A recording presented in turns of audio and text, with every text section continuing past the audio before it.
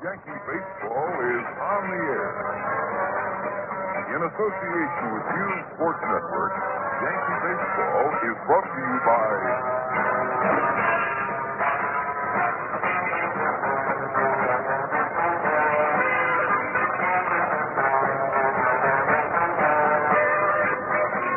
and the Atlantic Richfield Corporation. Your Atlantic dealer keeps your car on the go with red ball service. Phil Rizzuto, Frank Messer, and Bob Gamir will bring you the play-by-play of this Yankee broadcast in just a moment. Fine weather here in the big city for baseball. Skies slightly overcast and the temperature in the 70s. Very pleasant afternoon. Humidity is not too bad.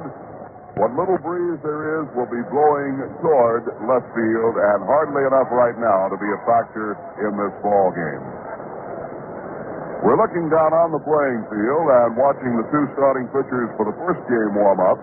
For the Washington Senators, Dick Bosman, B-O-S-M-A-N. Bosman with a record of 7 wins and 7 losses, 1-0 against the Yankees, and 3-4 lifetime against New York. Bosman will be trying to go above the 500 mark for his lifetime Major League record. He has won 28 and lost 28. Fritz Peterson will start the first game this afternoon for the New York Yankees. Peterson has a record of 10-4 on the season. No decisions this year against the Washington Senators. Lifetime against the Senators, Peterson is 8-4. Lifetime in the American League, he has won 59 and lost 56. We'll be back with the starting lineup for this afternoon's game in just a moment. When you're having more than one. That's Carl Hall. He's another Schaefer Talent Hunt winner with some smooth sounds about Schaefer beer. Schaefer is the one bit ahead. When you're having more than one. Schaefer pleasure doesn't fade, even when your thirst is done. The most rewarding flavor in this man's world for people who are having fun. Schaefer is the one bit ahead. When you're having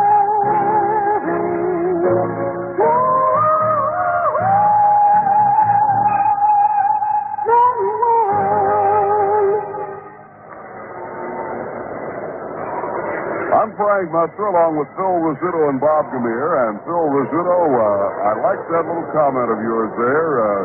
The losing streak is over. And you have the same spirit that the Yankee players have regarding that.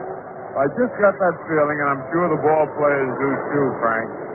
They had been in that streak, which happens to so many ball teams, where suddenly every error they make is costly, every line drive they hit is a double play, and every pitch that the pitcher throws is a double or a home run. And those things have to change, and I think yesterday we saw it change. We got quite a few breaks. Right, the Yankees coming up with a big victory, 4-2 yesterday. It was sparked by Jake Gibbs. And Jake will be in the starting lineup for the first game again this afternoon. Gibbs has had the game-winning hit in the last 2 Yankee victories. The second game of last Sunday's doubleheader against Boston, when his 3-run homer was the big hit in the ball game. And yesterday, it was Gibbs who knocked in the tying and go-ahead runs with a triple, and later scored an insurance run coming in from third base. So Jake Gibbs will be in the starting lineup. There's a new face in the Yankee uniform today. Bobby Mitchell, a 26-year-old right-hand hitting outfielder, just purchased by the Yankees from their Syracuse Farm Club in the International League. Mitchell is not in the starting lineup for the first game today with the right-hander Bosman on the mound for the Washington Senators. He could possibly start in the second game. And the Washington Senators have a new man. You recall in yesterday's ball game on Jake Gibbs' triple, Wayne Comer, the center fielder, made a valiant all-out effort for it, dove for the ball.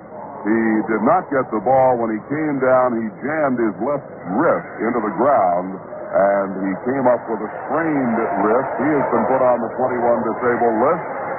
And the Washington Senators have called up outfielder Tommy Grieve from their Denver farm club. And Grieve will be in the starting lineup for the first game this afternoon. He played last night in Denver. Caught an airplane at 3 o'clock this morning, flew into New York, and came straight from the airport to Yankee Stadium. Right now in New York Yankee baseball, we pause for station identification.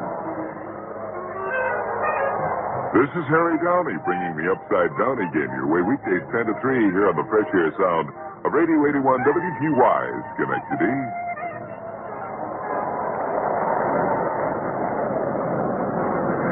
The starting lineup now for the Washington Senators, leading off and playing center field Ed Stroud. At shortstop and batting second, Eddie Brinkman. Frank Howard will be at first base and bat third. In left field, batting fourth, Rick Reichart. Batting fifth and playing third base, Leo Rodriguez. Paul Casanova will catch and bat sixth. Tom Grieve, the newcomer, will be in right field and hit seventh. He wore the Yankees out in the exhibition season this spring down in Florida.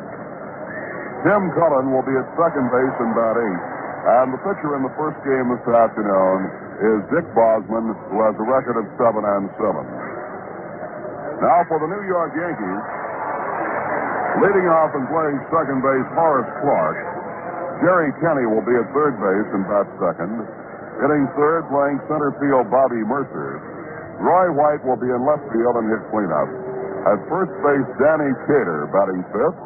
Hitting sixth and playing right field, celebrating his 27th birthday today, is Kurt Bleffery. Jake Gibbs will bat seventh and catch. Gene Michael at shortstop hitting eighth. And the Yankee starter is Fritz Peterson. The umpires, Nestor Shylock will be at the plate. At first base, Russ Getz. At second base, Don Denkinger. And at third base, Art Frank. The umpires meeting right now with manager Ted Williams of the Senators and Ralph Houk of the Yankees. The Yankees coming into this game with a record of 44-33, 11 games above the 500 mark. They trail the Baltimore Orioles by 4 games overall and just 3 in the loss column. Baltimore was defeated last night as the Detroit Tigers came from behind to score 5 runs in the 9th inning. And the big blow of the inning was a pinch hit home run by Norm Cash, and it came off the left-hander Phil Pete Rickard. And then Mickey Stanley followed with a home run to win the ball game for Detroit. Oh, that's good news. Very happy to hear that. That'll make this doubleheader day even that much more pleasant. The Washington Senators also have incentive. They are trying to catch the Boston Red Sox, the team immediately in front of them, and Washington will also be trying to open up some ground between themselves and the Cleveland Indians.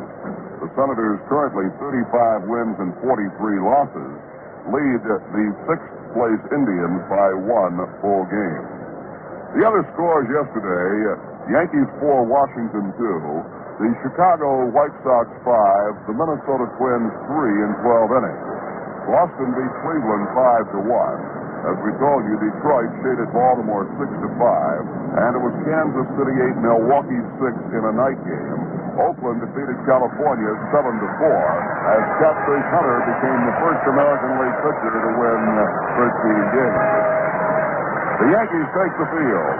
In the National League last night, the Mets defeated the Phillies 7-2. It was Pittsburgh 10, Chicago 6 in the first game. Chicago came back to win the nightcap 7-2. The Dodgers over the Giants 7-2. Cincinnati shut out Houston 3-0. Montreal 8, St. Louis 0 in the first game. And in the second game, the Cardinals came back for a 2-1 win. And now, ladies and gentlemen, our national.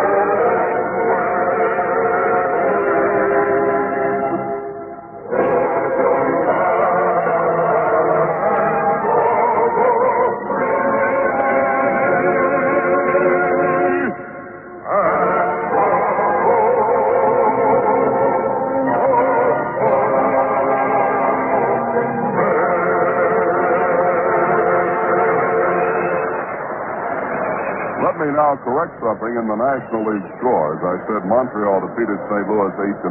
That is true. They played just a single game. There was a misprint on my listing here of scores. Atlanta defeated San Diego 2-1 in a single game, and that corrects the National League score. Rich Peterson will be making his second start against the Senators. He went 7 innings against Washington on April 22nd, gave up 1 run, and went to no decision. That game went 18 innings, with Washington winning it 2-1. Dick Bosman combined with Darrell Knowles on a 4-hit 2-0 shutout against the Yankees on May 20th. Bosman went 6 innings in that ball game and gave up 4 hits and came out as the winner.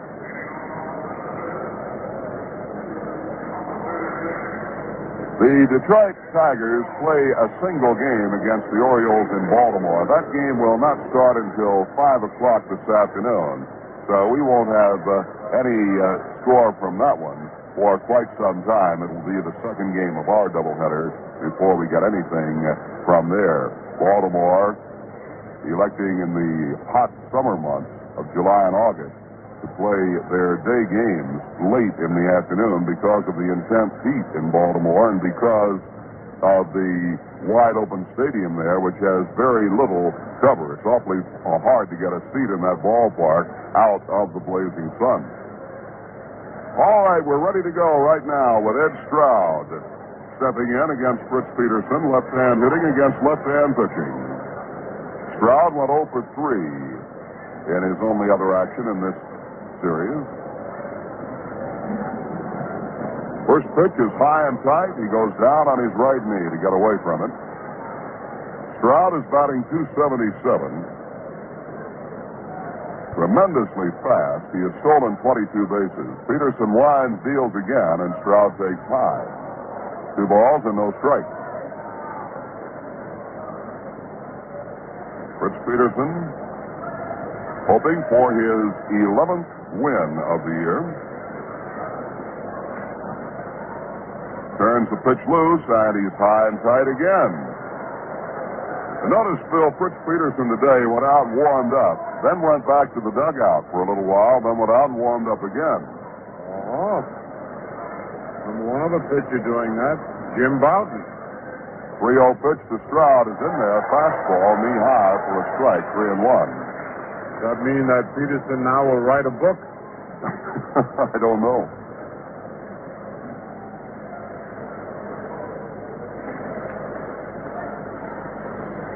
Three balls and a strike. Pitch is hit on the ground at shortstop. Gene Michael gets a high hop. Throws to first. He's out. Close play. That's all for Stroud. 1 down.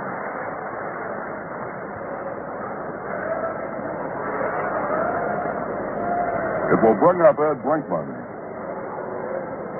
You think that Bouton's book would have been more controversial if Bouton had been a left-hander? I don't think it could be much more controversial, Frank, than it is right now.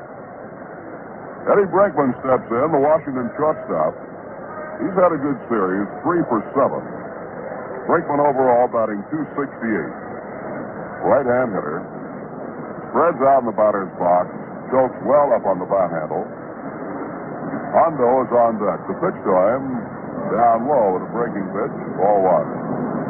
Yankees have Roy White in left field, Bobby Mercer in center, Kurt Lefley in right. Next pitch to Brinkman. Curve is in, strike called, 1-1. Jerry Kenny is at third, Gene Michael at shortstop, Horace Clark is at second, and Danny Cater at first, with Jake Gibbs catching. Peterson accepts the sign, winds and delivers, and he gets that arm ball over the outside corner for a strike 2 call. This is Peterson's 19th start of the year. He has pitched 3 complete games and has 1 shutout. Fastball popped up, foul. Gibbs coming back, didn't see it for a moment. Now racing for it, the ball is in the seats. Gibbs had trouble finding that one, but would not have been able to reach it. A ball and 2 strikes to Ed Brinkman. Bill, how about the sky today with the high cloud cover? Is it a little tough or will it be easier? No, it's a little tough, Frank. And it was surprising that Jim French lost one, but that was, that was in the day game too, wasn't it? Right. 1-2 pitch. Inside. Ball 2, 2-2. People don't realize, sitting back here, it looks very clear on the field. But when you're out in the field, the people in the lower stands here are smoking, and there's a little haze comes up. Very easy to lose the ball. 2-2 pitch now to Brinkman. He swings. It's a ground ball again to shortstop. Michael has it on 2 hops. His throw in time to Peter. And Brinkman is retired. 2 down. And now Frank Howard. Howard is playing first base today for the Senators. Yankees shut him out 0 for 2 yesterday. He had a sacrifice fly to drive in a run, however. Howard has 21 home runs, 55 runs batted in. Would you believe he's stolen 1 base, Bill? I see it down there, but I just don't believe it. It's a sharp ground to the third. Kenny has it. The throw to first base. Howard is out on 1 pitch, and the side is retired. So Fritz Peterson gets the first 3 batters he faces, all on ground balls. Nothing across for the Senators, and at the end of 1/2 inning, the score is Washington 0, and the Yankees coming to bat. Dunkin' Donuts, Dunkin' Donuts, Dunkin' Donuts, Dunkin' Donuts, fresh to your home from ours. Fresh every 4 hours. Fresh to your home from ours. Fresh every 4 hours. Dunkin' Donuts, Dunkin' Donuts. When you drive into a Dunkin' Donuts shop, you're sure of finding 3 things. First, the freshest donuts in town because we make them fresh every 4 hours. You'll find the cleanest place in town because that's how it is. And you'll find something special, too. Right now, get a jumbo glass of cold, refreshing grape or orange drink for only 10 cents. So come on in to your participating Dunkin' Donut shop. Dunkin' Donuts, Dunkin' Donuts, Dunkin' Donuts, Dunkin' Donuts, fresh to your home from ours. Fresh every 4 hours. Fresh to your home from ours. Fresh every 4 hours. Dunkin' Donuts, Dunkin' Donuts, Dunkin' Donuts, Dunkin' Donuts, Dunkin' Donuts.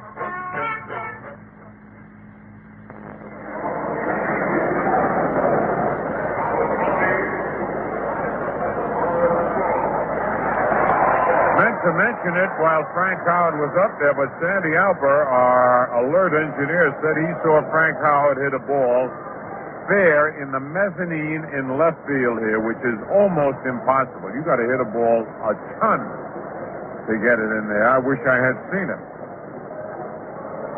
Frank, I was just saying that Sandy Alper up here watching batting practice told me that he saw Frank Howard hit a shot in the mezzanine fair. You saw it too?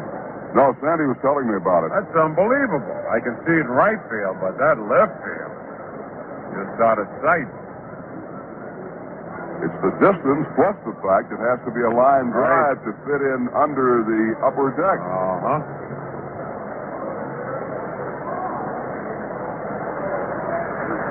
Horace Clark leads off for the Yankees. Clark is batting .248. He's had a little trouble getting the base hits of late. Batting left-handed, he takes a curve over the outside corner, strike 1. Clark is 1 for 8 in the series. Jerry Kenny on deck. Dick Bosman with a record of 7-7. Looks into his catcher, Casanova. Starts the windup. The right-hander turns it loose. Curveball fouled off the first base line and rolling over and into the Yankee dugout. Senators have Rick Reichert in left field, Ed Stroud in center, and Tom Grieve in right. Leo Rodriguez at third, Ed Brinkman at short, Tim Cullen at second, Frank Howard at first, Casanova catching. Dick Bosman into the windup, and the pitch coming. Fastball is inside at the knees. A ball and 2 strikes to Horace Clark.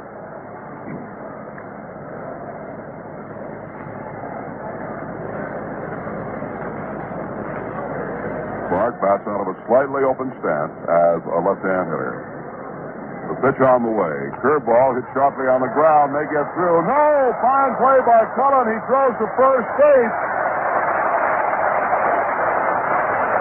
Clark is safe with an infield hit, but Cullen came up with a beauty of a play as he dove in the right field grasp for the ball, gloved it, but threw too late to Howard to get the speedy Horace Clark. It's a base hit for Clark and brings up Jerry Kenny. Sometimes, Phil, that's the kind of a base hit the player needs to get out of a slump. Absolutely. And Horace thought it was through. If you notice, then when he saw Cullen catch the ball on his knees, he shifted into high gear and just beat the throw. What's that afterburner? Oh, yeah. Sale. Here's Jerry Kenny, left-hand hitter. Pitch to him is outside, ball one. Kenny is hitting .212. Well, you know, Frank, the Yankees have very seldom been ahead in the last 2 weeks, so maybe we'll see a little more running now if they can stay close or just a little bit ahead of the Senators and the twin bill. Yesterday, Kenny stole a base and got a run out of it. Right. They've only stolen 2 bases, I believe, in the last week. There goes Clark. Pitch is bunted foul. Clark had a tremendous jump on Bosman. And Kenny bunted the ball foul. It's 1-1. I believe, Phil, that would have been a stolen base for Clark with the jump he had. Well, he did have an excellent jump that time. Of course, Casanova has an excellent arm. Very strong going on, I think. But Clark had a fine jump then on Bosman. Howard is holding the inside corner on the Hawk. Bosman working off the stretch. Sets at the belt, throws to first base, and Clark gets back.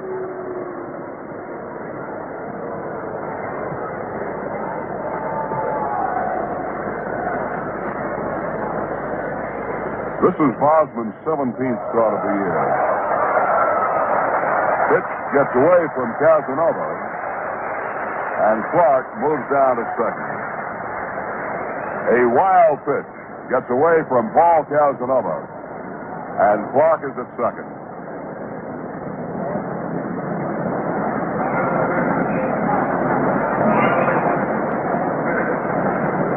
Wild pitch charge to Bosman. Clark gets a very long lead at second, with Brinkman, the shortstop, playing a bit over toward the hole and deep. Now the set, the pitch to Kenny. He runs up to bunt and takes it high. Ball 3, 3-1. Frank Howard comes in from first base, halfway to the pitcher's mound, shouts something to Bosman. If I were a pitcher and Howard came into the mound toward me and said, "Get that ball down," Yes, sir. do everything I could to get it down. I'd roll it up there. 3 balls and a strike. The stretch. And the 3-1 pitch. Bounced right back up the middle and on through to center field, base hit. Clark will score. Kenny will hold up at first base with an RBI single, and the Yankees break on top 1-0.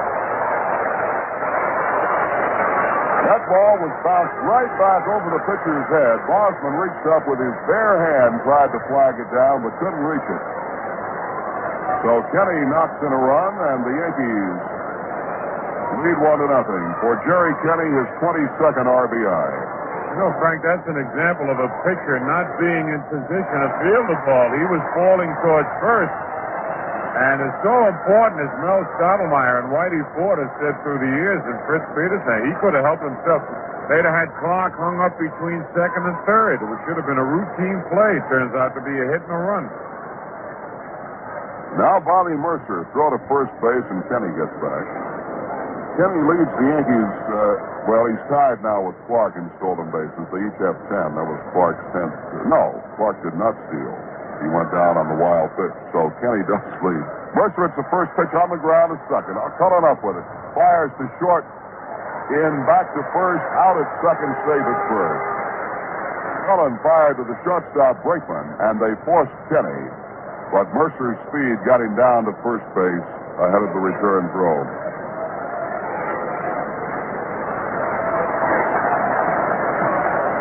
Mercer going after the first pitch. We didn't have a chance to tell you he was hitting .268. Leads the Yankees in home runs with 15.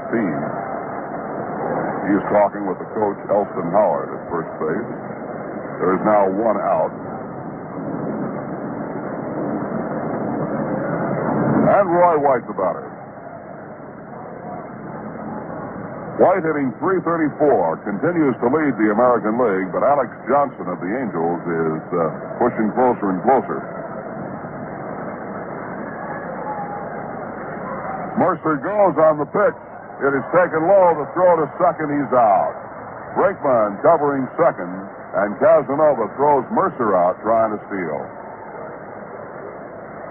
Ooh, when you said that Casanova can throw, I mean, he took his time, took a step, and still fired and beat Mercer to second base with that ball.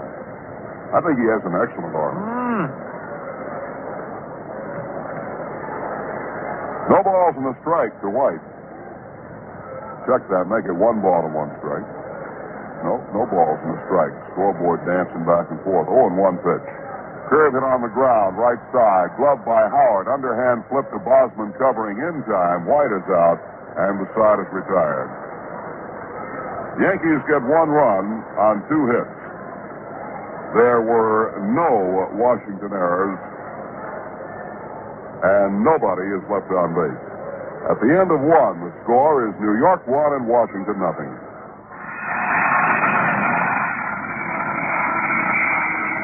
When Atlantic Richfield Company discovered oil on the North Slope of Alaska, the place we call the Arco Circle, it took 100,000 tons of supplies and equipment to get started.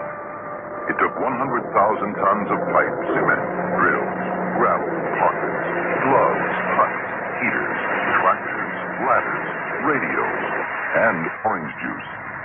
It took planes that carry 48,000 pounds and cost $4,000 a trip. It took 160 flights to set up 1 camp and 5 flights a day to keep it going. It took a specially constructed airstrip. In short, it took the biggest civilian airlift in history. At Atlantic Richfield, we went all the way to Alaska so we can provide your local Atlantic dealer with the finest Arco petroleum products for your car.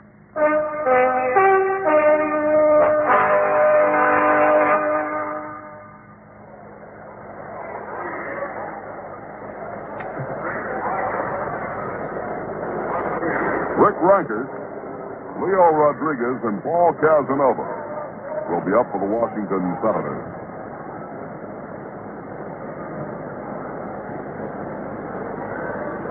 See if old Frank can settle down here and differentiate between a wild pitch and a stolen base. Kept thinking about that jump Clark had.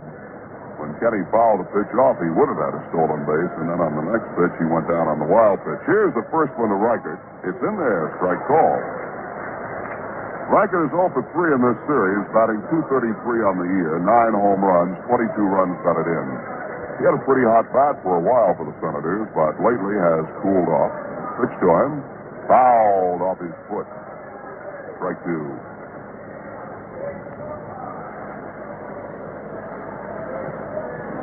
The official score for today's game is Jim Ogle, veteran sports writer for the New York Star-Ledger.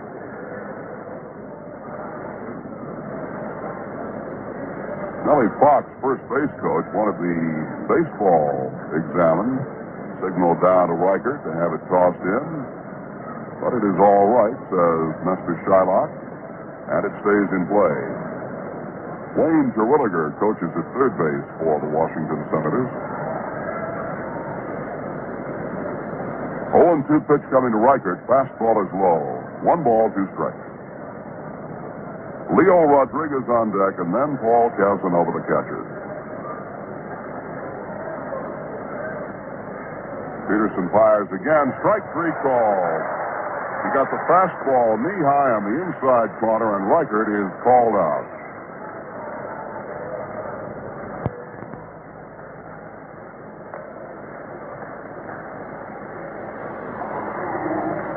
And now Leo Rodriguez, the third baseman. Rodriguez batting .257, 12 home runs and 45 runs batted in. Right-hand hitter, takes high, ball one.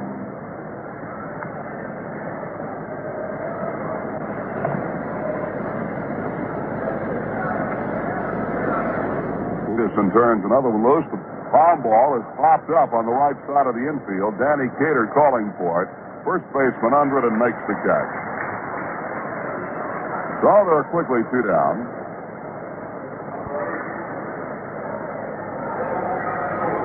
Fritz Peterson, Phil, looks like a different pitcher this afternoon than he did the other night in Detroit. He's bearing down, seems to be a little more, throwing a little bit harder than he had been his last couple of times out. Perhaps that new warm-up routine will be good for Fritz. Could very well be. His pitch to Casanova is hit in the air down the right field line, fading foul. It will be in the stands and out of play. Foul ball. Casanova is batting .277.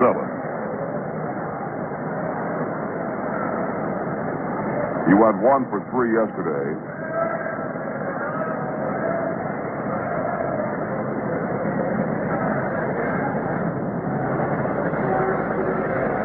No balls and a strike. Pitch on the way.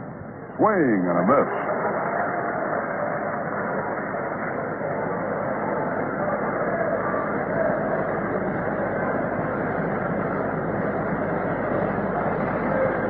Nothing and 2. Yankees are leading 1-0. We're in the top half of the second. 2 outs and nobody on base for the Senators. Peterson's pitch. Hit on a line and trapped by Michael. He loses it, gets it again, throws, he's out. Gene Michael trapped that one on a short hop. Kicked off his glove, off his chest, hit the ground, but he grabbed it again and fired on to first base to throw out Casanova. The side is 3 up, 3 down, nothing across, and at the end of 1 1/2, the score is New York 1 and Washington nothing. Recently, you may have received a new credit card through the mail. Across the top is the name ARCO, A-R-C-O. You may have noticed the name Atlantic on the card in smaller type. This new ARCO card is the same as the old Atlantic credit card. Your new ARCO credit card is good for all the things you get at your Atlantic service station, plus some new things. After Richfield and Atlantic merged to form the Atlantic Richfield Company, it seemed to make sense to have one national credit card honored at thousands of service stations from coast to coast. The name chosen was ARCO. This new card has lots of friends. It'll pay for your rental car at Hertz or your food and lodging at any Ramada or Treadway Inn, Hyatt House Motel, Hyatt Lodge, Travel Lodge, Friendship Inn, Emmons Walker Inns Incorporated, or Superior Motel.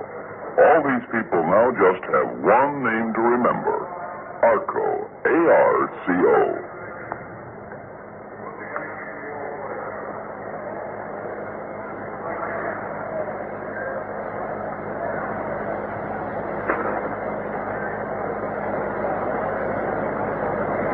Danny Cater will lead off for the Yankees in the bottom half of the second.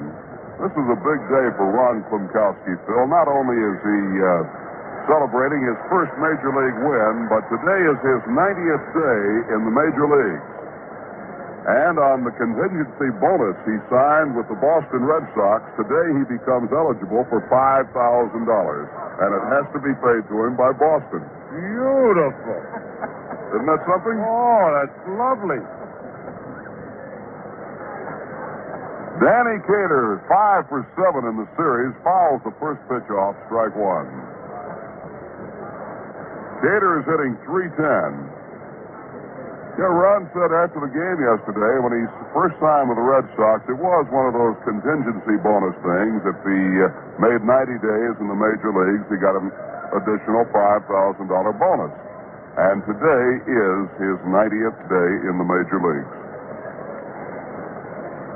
Although he's no longer with Boston, under the contract rules, he gets the bonus from the Red Sox. Pitch, curveball, line out into left field. Coming hard for it is Reichert, and he makes the catch and sits down.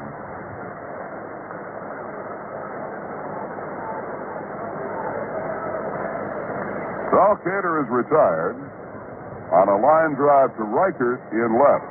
He came in for that ball. Just as he caught it, he went down on his haunches. Hit it about 3 feet, but held on to it. One away, and Kurt Blefary, the batter. Blefary is hitting an even 200. 1 for 3 in the series. That was a sharp double yesterday that contributed to the scoring inning. He gets a curve for strike. Blefary was saying after the game yesterday, Phil, that finally he thinks he has his confidence that he can get the bat around. All right. He takes low and inside, 1-1. He has been, as you say, whipping the ball and hitting it hard to between first and second, where he usually hits with power. He doubled sharply to right yesterday. This could be a big turn at bat for Blefary. If he gets a hit here, it might fully restore his confidence. Pitch to him fades outside, 2-1.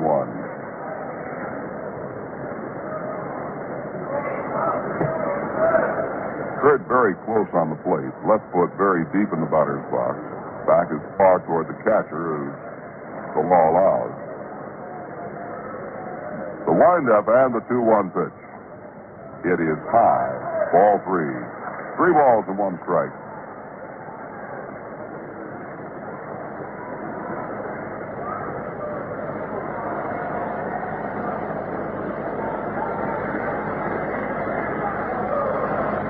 One to Blefary. Yankees leading 1-0. Bottom half of the second. 1 out. The base is empty. Bosman winds, kicks and deals, and Blefary takes a strike call. It's full 3-2. Blefary started to swing at it, changed his mind. 3-2. Jake Gibbs is on deck. Wind up by Bosman. 3-2 pitch to Blefary. Fastball is hit deep to center field. Going back, Stroud has it measured and makes the catch on the run in deep center. The ball was well hit, but straight away to center field. Stroud has a long way to go back, and he has the speed to get back on just about anything.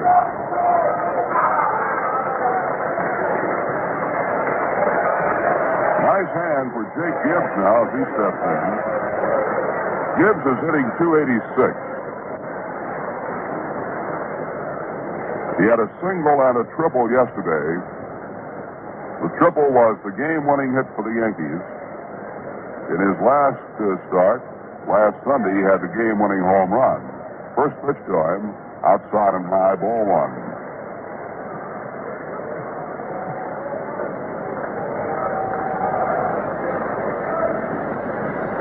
Bosman takes time to rub up the baseball.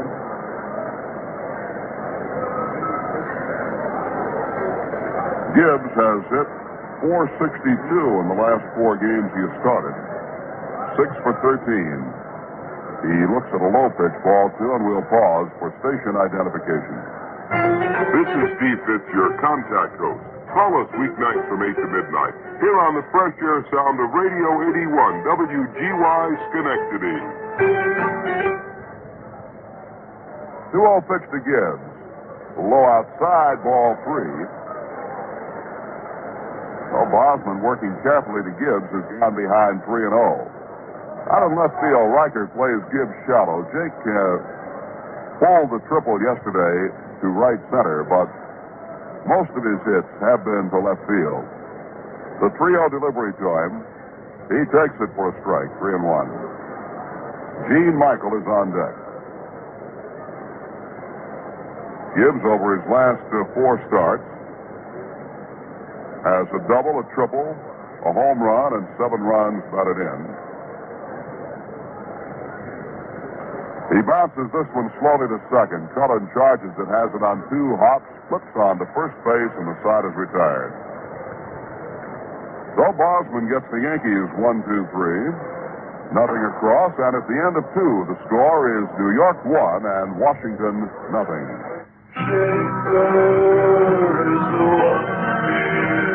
And now the folk sound of John Burroughs with Bill Heine. Another discovery in the Schaefer talent hunt. Schaefer is the one beer to have. when you're having more than one. Shaper, pleasure doesn't fade even when your thirst is done. The most rewarding flavor in this man's world for people who are having fun. Shaper is the one beer to have when you're having more than one.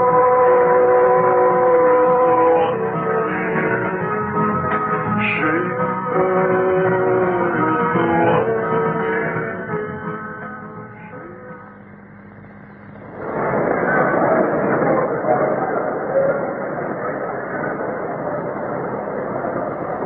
As we go to the third inning, the lower third of the batting order will come on for the Washington Senators. Tom Grieve, Tim Cullen, and Dick Bosman, the pitcher. Grieve played last night in Denver. He went 0 for 4. Caught a plane, he told me, at 3 o'clock this morning. Flew into New York and came straight to the ballpark. He's a right-hand hitter. He really wore the Yankees out in spring training games.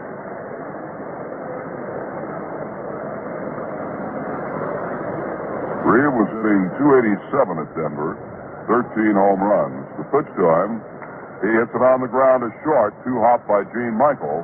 Fires to first base, he's out, and that Grieve really gets down the line. He has got great speed. I don't remember that speed this spring. I remember the good bat, but he really legged that one down.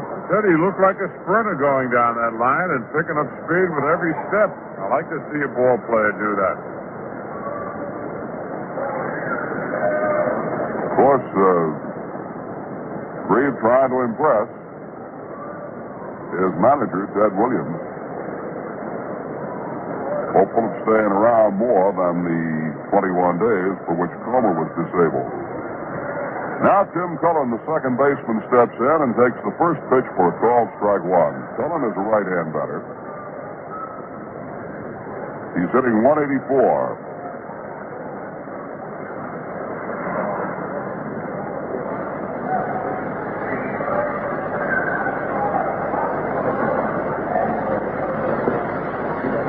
Cullen is 1 for 3 in this series. 0-1 pitch to him. Fastball is low and inside, 1-1.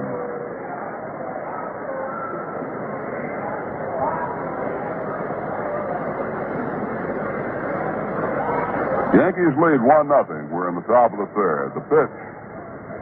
Breaking pitch is low, ball 2, 2-1.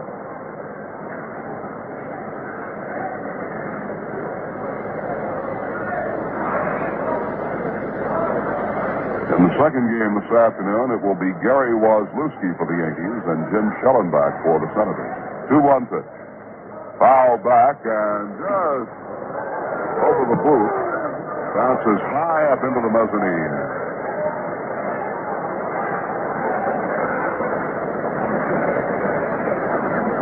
Two balls and 2 strikes.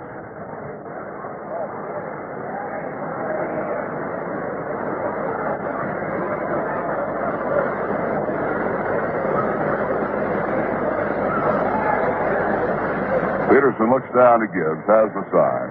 Ready with a 2-2 pitch to Tim Cullen. The windup. He turns it loose, and he's inside with it. Ball 3, full count.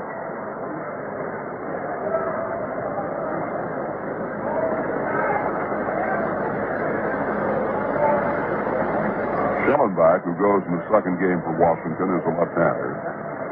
3-2 pitch. Hit on the ground, foul past third.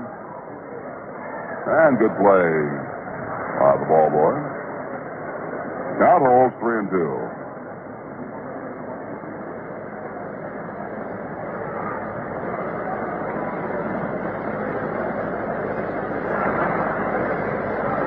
Nothing. Yankees lead. Peterson winds and fires, and it is just outside ball 4. So Peterson gives up the first base runner. A A walk to Cullen, and now the pitcher, Dick Bosman, will step in. Bosman is hitting 143, 5 for 35, all singles. He has knocked in one run. Let's see how he is as a bunter. Well, he has 3 sacrifice bunts to lead the club.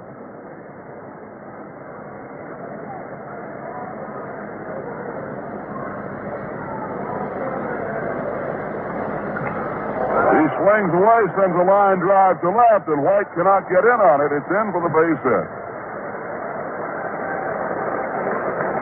So the pitcher, Bosman, lines one to left. Cullen goes to second, and the Senators have a threat going. That is the first base hit of the ball game off Peterson.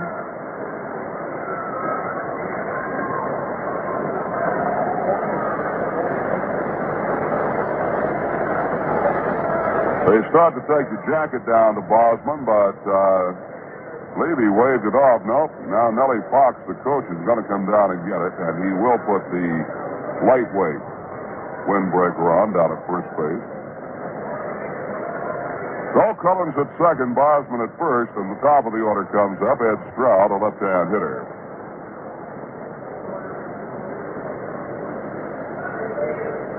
In his last start at Detroit, Peterson was shelled out in the third inning. He gave up 4 runs, 5 hits, 3 homers. Charged for the 5-3 loss. Prior to that, he beat Cleveland in a route-going performance, 3-1. He's ready with the pitch to Ed Stroud. Here it comes, and Stroud slices it foul to the upper deck on the left side. No balls and a strike.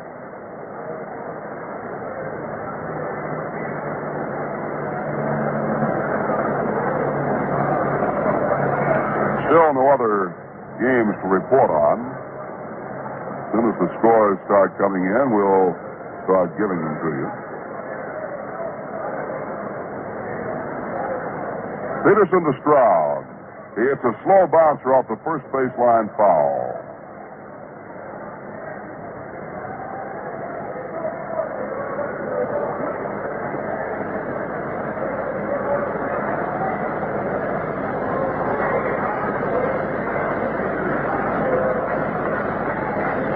Two count on Stroud.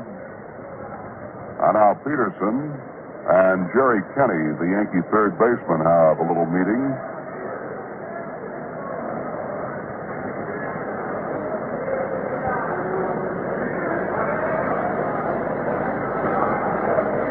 Oh, 2, the count to Stroud. Kenny plays in about a step in front of the bag, a bit wide of the line at third. Michael and Clark at double play desk. Cater is deep at first base. The outfield fanned out on Stroud. And the 0-2 pitch to him. He swings and foul tips at strike 3. Foul tip into the mid of Jake Gibbs. That is the second strikeout for Peterson.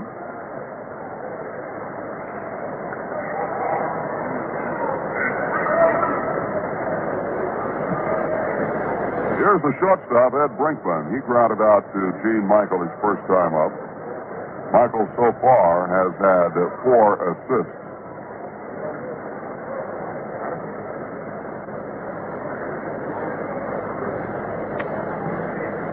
Two on now with 2 gone. Peterson deals, and Brinkman hits it on the ground to short. Michael hits it for an error, and all hands are safe.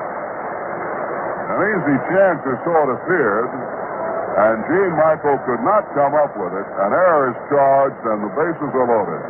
I tell you, that Cullen pulled a very smart play, or else he was lucky. He stopped to let the ball go by him. As it went by him, he had part of his body in Gene Michael's line of sight, and Gene kind of flinched on the ball. And as you say, a very easy play it should have been, but it wasn't. Bases are loaded for Frank Howard. Second time in the series, Howard has come up with the bases loaded. He grounded out to Jerry Kenny his first time up. Kenny is back almost to the grass at third on him. Here's the pitch. Howard lines it out into right field. It's going to be in for the base hit. Played on one hop by Bleffery. One run is home. Here comes Bosman for the plate. He slides in. He's safe. Throw was cut off by Cater at the mound, and the Senators go in front 2-1. Rickman went all the way to third. Howard stopped at first. With a bases loaded, 2-run single. Here comes Bosman for the plate. He slides in. He's safe. Throw was cut off by Cater at the mound, and the Senators go in front 2-1. Rickman went all the way to third. Howard stopped at first. With a bases loaded, 2-run single.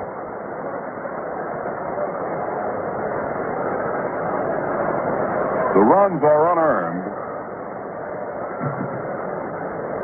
The error by Michael should have been the third out of the inning. Runners at first and third, and the batter is Rick Reichert. Called out on strikes his first time up.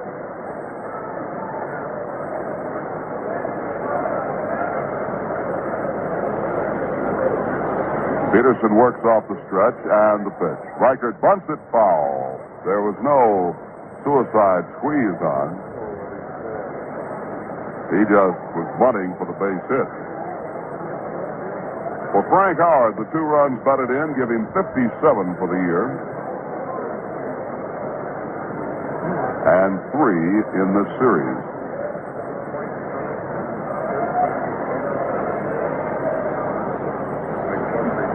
Infield is backed off deep. Deep man in the outfield is White and left against Rick Reichert. The 0-1 pitch. He swings and he misses on the palm ball, strike 2.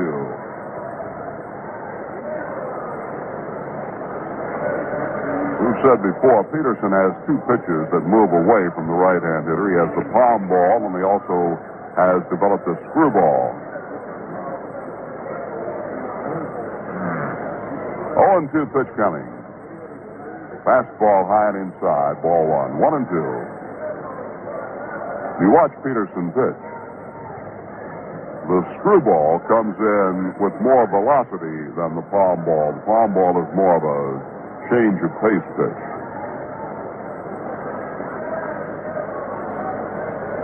1-2 to Reichert. He swings and misses, strike 3. And that looked like the screwball, didn't it, Phil? Third strikeout for Peterson, but the Senators come up with 2 runs on 2 hits, a costly Yankee error, and 2 men are left on. At the end of 2.5, the score is Washington 2 and New York 1. Driving down the highway, any street or highway, and you want that special kind of treat.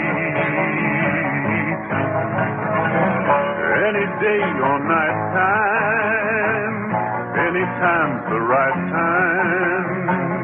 There's one place to go if you want the very best to eat. If good food turns you on, turn into Carol. Come right in and have the meal of your life.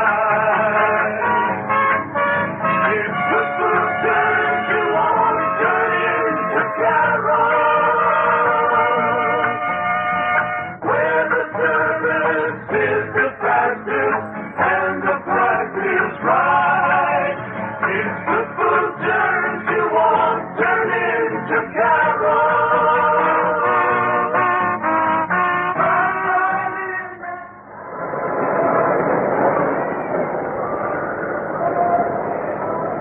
Well, the Yankees will have to play catch-up baseball right now as they go to the bottom half of the third inning. G. Michael leads off, then Fritz Peterson and Horace Clark.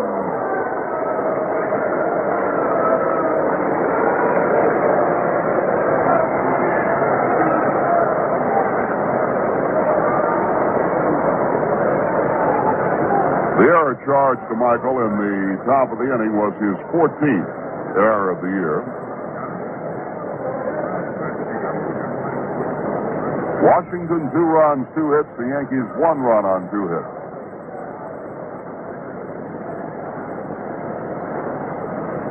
You were not with us when we mentioned the Detroit-Baltimore game earlier. They will play starting at 5 o'clock, a single game in Baltimore. So no report on that one for a long time yet. Detroit came from behind in the ninth to win last night's game. Here's the pitch to Michael. Inside at the knees, ball one.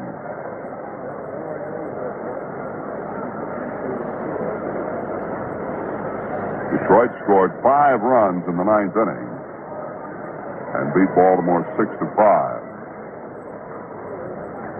Wind up in the 1-0 pitch to Michael. Fastball for a strike, 1-1.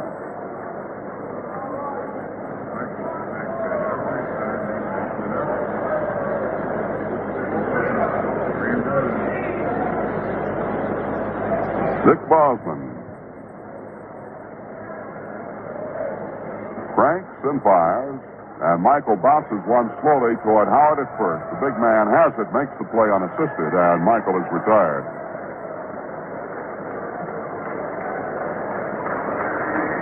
One away, and the batter will be Fritz Peterson. Peterson is batting .256. He has 11 hits in 43 trips, including 2 home runs and 7 runs batted in. The third baseman, Leo Rodriguez, comes into the mound to talk to Bosman.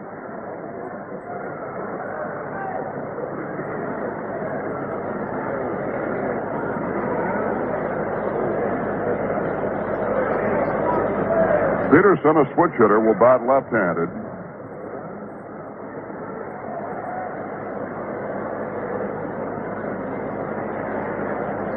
Bosman's first pitch. Curveball for a strike. Pitcher gets hot with a bat, Phil. Word gets around. They start curving him. That's right. 0-1. Bosman turns it loose. Another curve swung on and missed. Strike 2.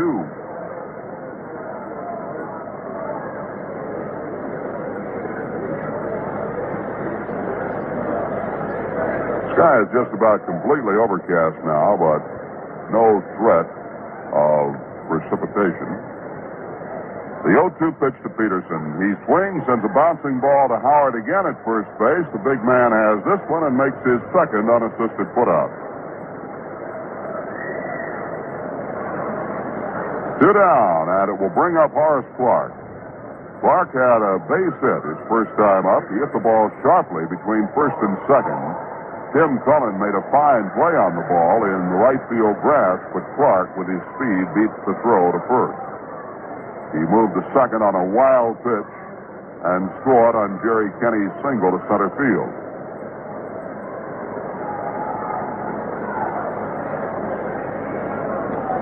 Bosman works off the first base side of the pitching rubber. Delivers, and Clark bluffs a bunt and takes the curve low for a ball.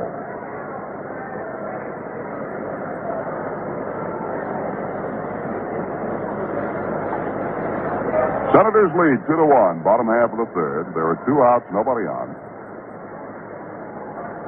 Bosman's next pitch. In there, strike called, 1-1.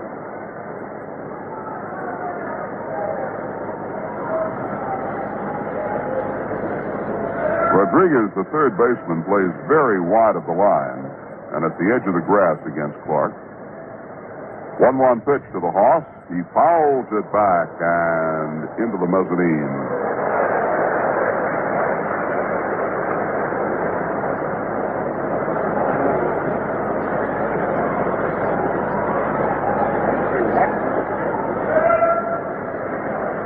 Bosman nips at the rosin bag. Now bends down to get the sign from Casanova. Here's the 1-2 pitch to Clark. He sends it in the air to left field. Coming on for it is Rick Reichert, and Reichert makes the catch for out number 3. 3 up, 3 down for the Yankees, nothing across. And at the end of 3 innings, the totals look like this. The Senators 2 runs, 2 hits, no errors. The Yankees 1 run, 2 hits, and 1 error.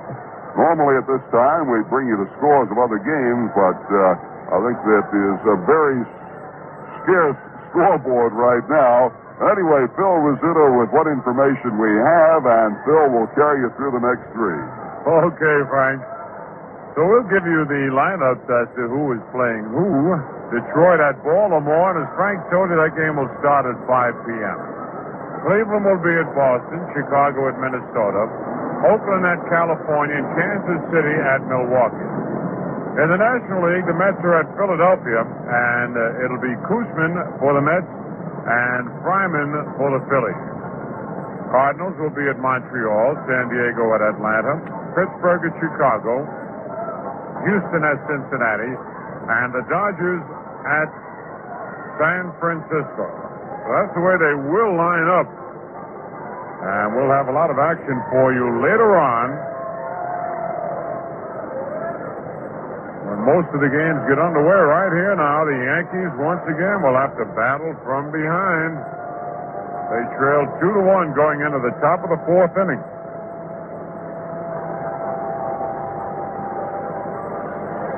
As we look at the races, the Yankees, this is a big doubleheader for the Yankees because they go from here down to Baltimore to play the team directly ahead of them right now. And the Yankees are 4 games behind Baltimore, only 3 in the loss column. But they've got to kind of look over their shoulders as Baltimore is doing right now. Baltimore looking over their shoulders at the Yankees, Detroit, and Boston. Peterson's first pitch is a swing and a miss by Rodriguez. Strike one. Rodriguez popped to first his first time up.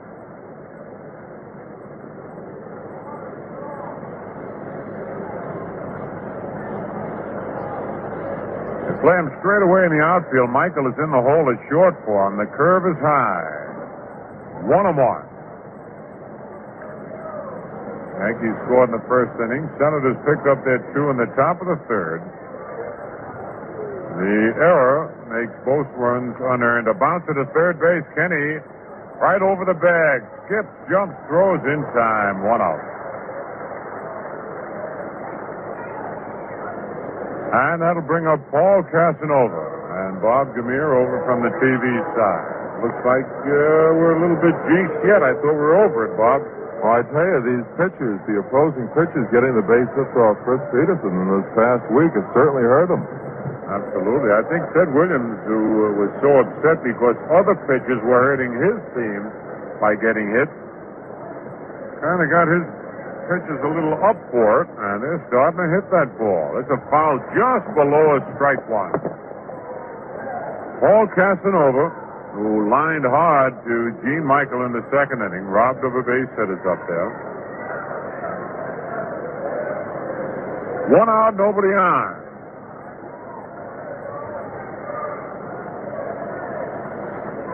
Peterson kicks, delivers, it's inside. 1-1.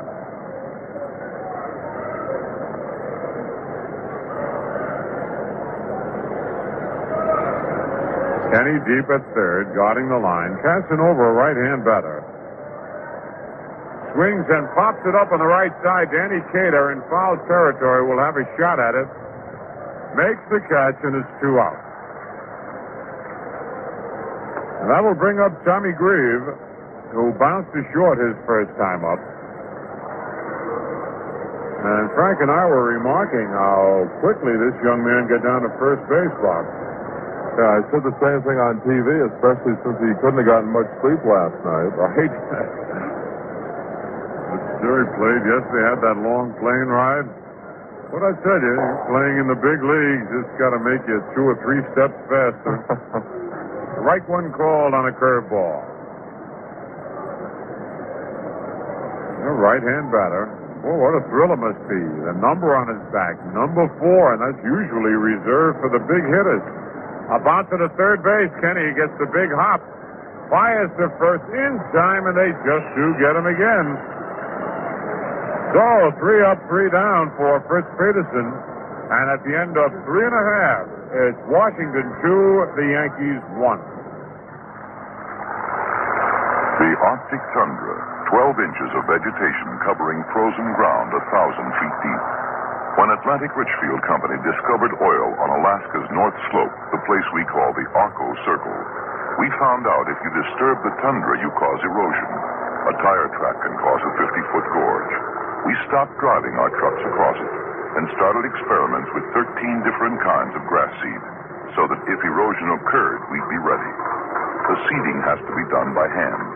The fertilizing has to be done by helicopters, and the grasses will have to be incredibly hardy to make it. But if they do, there will be a way to protect the delicate tundra forever. At Atlantic Richfield Company, we're doing this because we believe drilling for oil and conservation go together. We went all the way to Alaska to drill for oil so we can provide your local Atlantic dealer with the finest Arco petroleum products for your car.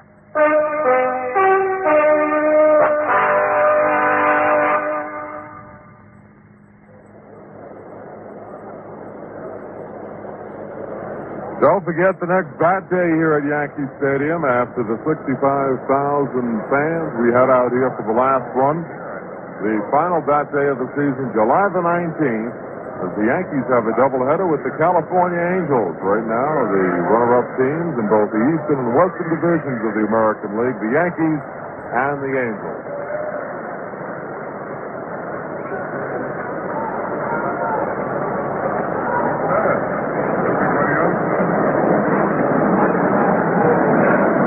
For the Yankees, it'll be Jerry Kenney, who singled at center to drive in the one Yankee run in this ball game.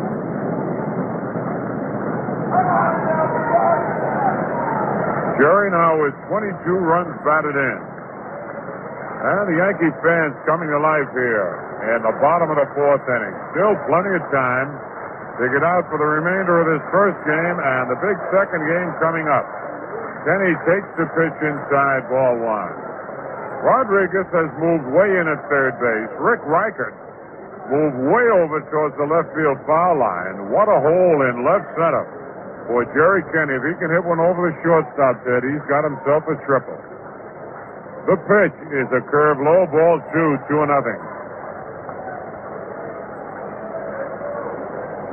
Bosman has allowed 2 hits and 1 run, has not struck out anybody nor walked anybody. Both pitchers pitching rapidly, both with excellent control. Here's the 2-0 pitch. Outside, ball 3. And on deck, Bobby Mercer. So Kenney, who gets the take sign from Dick Hauser. He'll try and upset Bosman a little bit, moving around at the plate. Here's the pitch. He takes it slow, ball 4, and Kenney's on with the first walk given up by Dick Bosman. That brings up Bobby Mercer, who bounced into a fourth play his first time up and then was cut down trying to steal. Bobby, 15 home runs, 44 runs batted in. Boy, he had a hot streak there for a while, if you remember. At one time, 4 consecutive home runs and 4 consecutive at-bats. Howard holds the bag against Kenney. Here's a stretch by Bosman. Checks the runner. His pitch, foul, out of play. He pitched Bobby away, and Bobby was trying to get good wood on that ball and fouled it over the center of the dugout back upstairs. A lot of room down that left field line. Reichert now has swung well over towards left center for Mercer. Way over from where he was playing Jerry Kenney. Boy, Frank Howard, not too quick at first base, and Bobby could pull one. The stretch by Boston. Throw to first base. Jerry is back.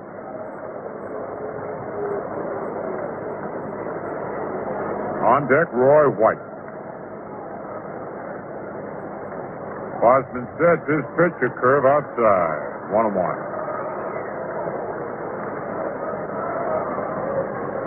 Boy, it sure means a lot to this Yankee team when they get either Kenney or Clark to lead off and get on base. No doubt about it. Yesterday, Kenney got on, stole that base, and scored a big run. Clark, upsetting the pitcher and the catcher, helped make Bosman commit a wild pitch, which led to a run in the first inning of this game. So Jerry Kenney with 10 stolen bases, he leads the Yankees in that department. It's at first, a 1-1 count on Mercer. Nobody out. 2-1 Washington leads. The pitch is the pitch out, and he was not going. But just as Bob mentioned, just the fact of having a Kenney at first base gets the catcher thinking, the pitcher thinking. And that's a plus for the hitter because they cannot bear down and concentrate as much on the hitter as they would like to. So now it's 2 balls and a strike. What was that? They're throwing things at Bob Gamere, somebody from Worcester. The stretch. And the pitch, a curve outside, ball 3. Oh, no kidding. What was that? That came by here and hit Bob's scorecard and kicked down below.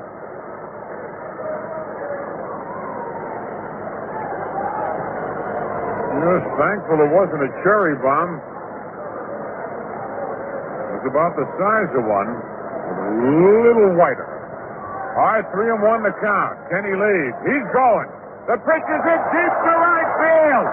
Way back, but back there and making the catch against the wall is the right fielder, Tommy Grieve. Oh, and Bobby flings the helmet down in disgust. He hit that ball as hard as you could hit it, but just did not get it up in the air. More of a line drive. I thought that was it, Robert. Oh, I thought it was gone when he hit it. He made good contact. A lot of times, first they hit those high flies that go out into the right field seats, and somehow those are as good a home run shots than the line drive. They carry more. You're absolutely right. The line drives seem to sink more. Casanova now signaling over to the center of the bench.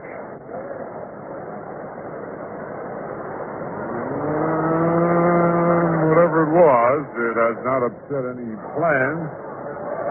Now Roy White, who bounced out to first base his first time out. So Kenny leads away with 1 out.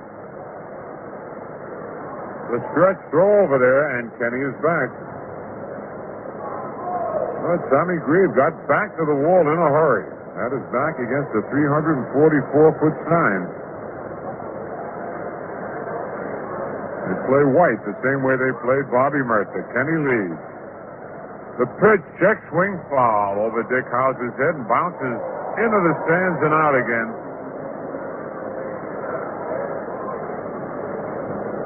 One strike on Roy White. Roy came into this game as the league's leading hitter at .334.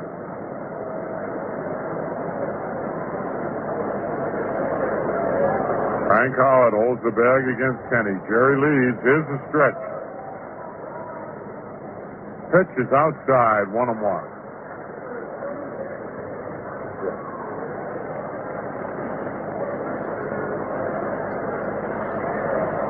On deck, Danny Cater. Bosman toes the rubber. 2-1. Senators are leading. We're in the bottom of the 4th. The stretch. The pitch is a curve outside. 2 balls, 1 strike.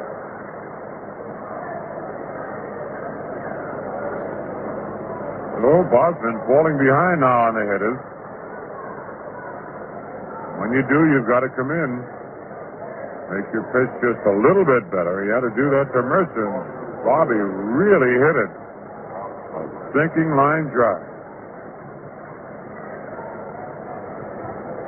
All right, ready for the 2-1 pitch. All right, off the end of the bat, it's going to be tough. Casanova up with it, goes to first just in time. Good play by Casanova. And we'll pause for station identification. This is Shannon in the morning, coming your way Monday through Saturday, 5:30 to 10, here on the fresh air sound of Radio 81, WGY Schenectady.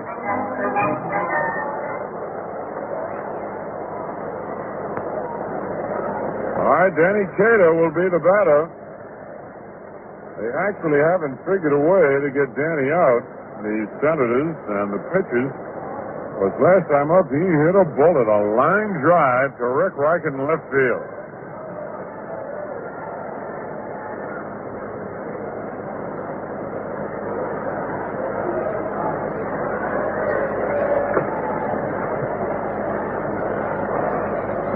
All right, the stretch pitch to Danny. A curve in there, throw to second, a little high, and sliding back in time is Kenny. That Casanova's got a rifle for an arm, I tell you. He threw Mercer out after Bobby had a good jump. And there, flat-footed, he threw a strike to second base, but Kenny, with his good speed, got back. It's 1 strike to Danny Cater. 2 men are out. And the Senators lead 2-1. On deck, Kurt Bleffer. Yankees have hit some good shots off Bosman. Cater, Bleffer, Mercer, but they've been caught.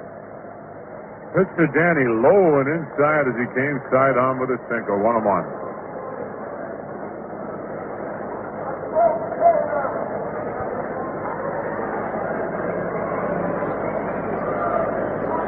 At the end of 1 now, it's the Mets nothing and the Phillies nothing.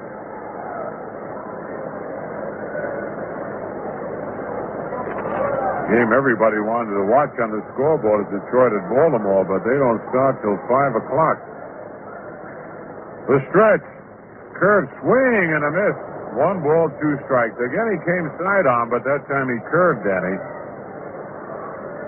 Although that particular pitch doesn't give Cater too much trouble. Type hitter that Danny is, wherever the pitch is, he can go that way. So Kenny's at second with 2 outs. Bosman nods his head. Here's the stretch. The pitch, a bouncing ball at second base. Up with it is Cullen. Throw to first in time, and Danny's out of there. So for the Yankees, no runs, no hits, no errors, a man left, and at the end of 4 full innings, it's Washington 2, the Yankees 1.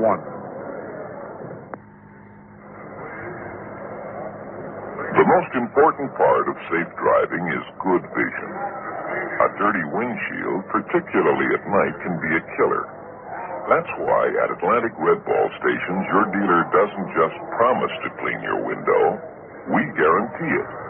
In fact, if an Atlantic Red Ball dealer doesn't clean your windshield or offer to check your oil, weather permitting, he'll refund the price of your gasoline.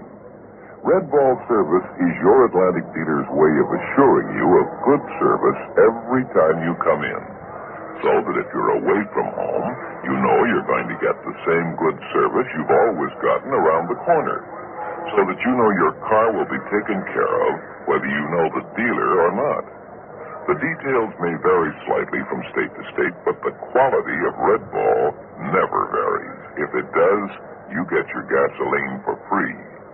Atlantic Red Ball Service. You're ahead of the game whether you get it or not.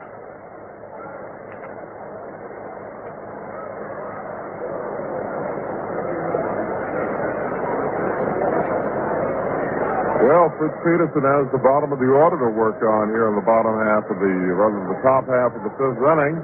But the bottom of the order was the part of the order that caused him all the trouble in the 3rd inning. He walked Jim Cullen, a single by the pitcher Bosman, and then Gene Michael made an error on Eddie Brinkman's ground ball. Frank Howard a single with the bases loaded, and the Senators lead the Yankees 2-1. All right, Cullen and Bosman both came in to score, and here's Cullen up there again.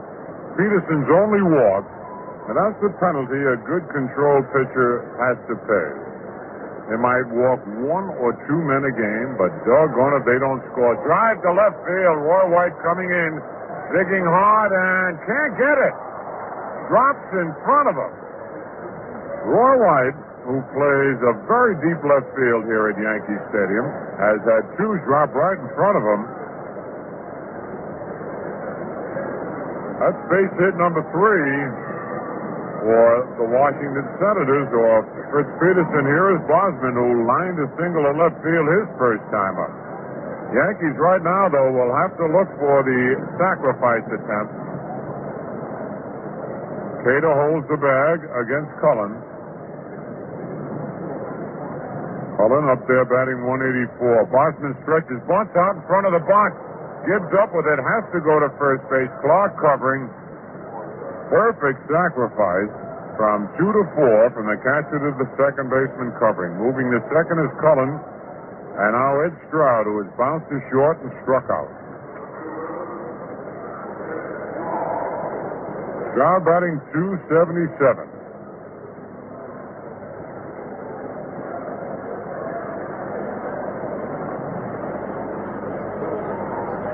Crowd taking plenty of time, waiting for Bosman to walk by him, get near the dugout so he can get some rest. Senators lead 2-1. We're in the top of the fifth inning.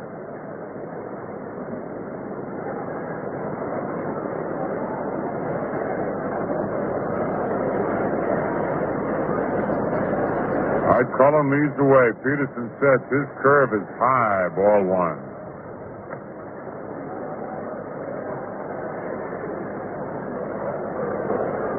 Stroud, a left-hand batter.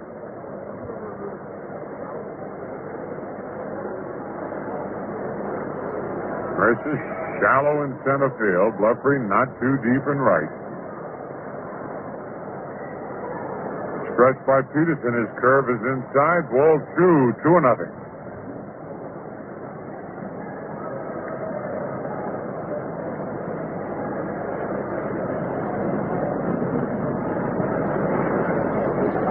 Tim Cullen at second base with 1 out. And Peterson ready again. Curve low this time, and it's ball 3-0.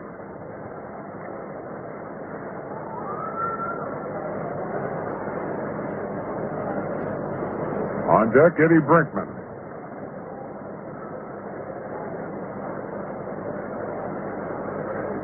Peterson ready for the 3-0 delivery.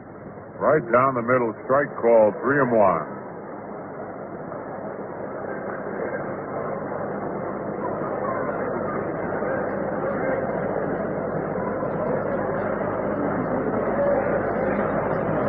These are the hitters that the Yankee pitchers must get. They don't want to get Frank Howard up there with men on. The 3-1 delivery in there. Strike two call. 3-2 as Fritz came sidearm.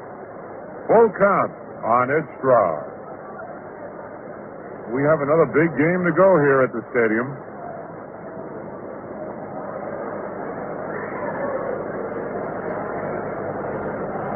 Stroud waves that bat down low over home plate. Now they're both ready. Peterson's pitch, a curve, bounce to first base. Cater one hands it, wheels around, throws to Peterson. They got him. Fritz wheels around as Cullen goes to third base. That was a fine play by Cater and Peterson as they combine to get the speedy Ed Stroud. Cater one-handed the ball going towards the foul line, turned completely around and flipped a strike to Peterson. There are 2 outs. And now Brinkman, who has bounced to short and reached on an error. And the error was the big play in this ball game. It would have been 3 outs, but it loaded the bases, and then Howard came through with a long single to right field to drive into. And that's the difference in the ball game. The Senators leading 2-1. And Howard is on deck, so Peterson going to try just a little harder to get Brinkman out of there. Pitch to Brinkman. Strike one call.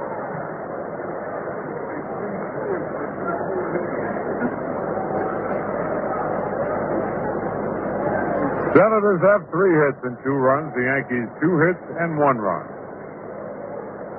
Curve popped up in the center field. Mercer moves in. Bobby playing him perfectly there and makes the catch.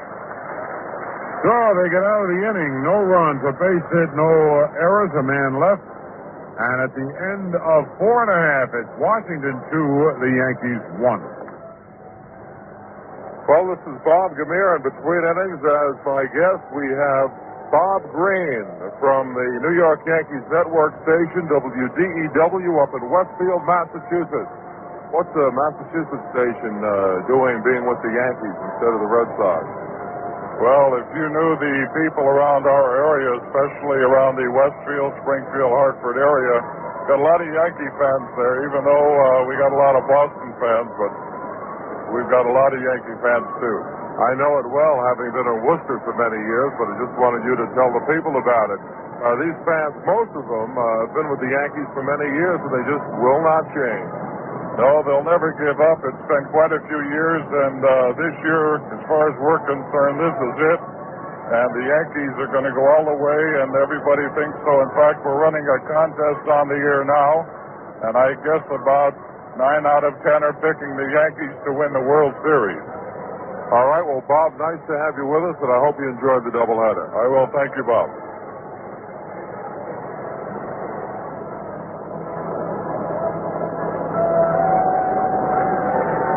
Well, on July 19th, the Yankees will hold their second bat day of 1970. Remember, the first one was such a success.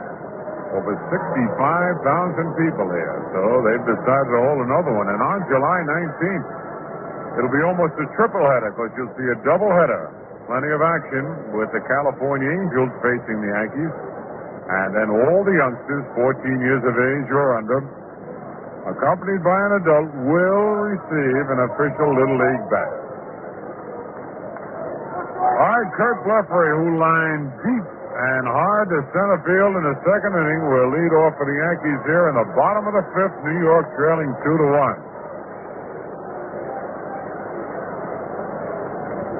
Baltimore leading the Yankees by 4. Tigers have been creeping up now. They're only 6 behind, only 1 behind the Yankees in the loss column. And the Red Sox creeping up are only 8 behind and only 3 behind the Yankees in the loss column. Blefary takes the strike on a breaking pitch. In the American League West, Minnesota leads the Angels by 4 and Oakland by 5.5. The rest really way down.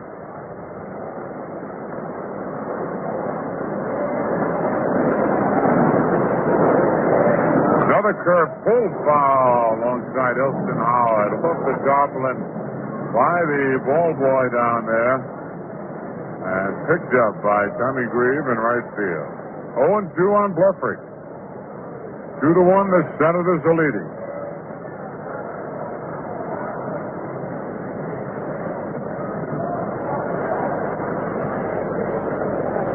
Dick Bosman on the mound. He winds low and inside with a fastball, a ball, and 2 strikes. In the National League, the Mets just a half game over the Pirates, 4 over the Cardinals, and 4 over the Cubs, 8 over the Phillies, and 9 over Montreal.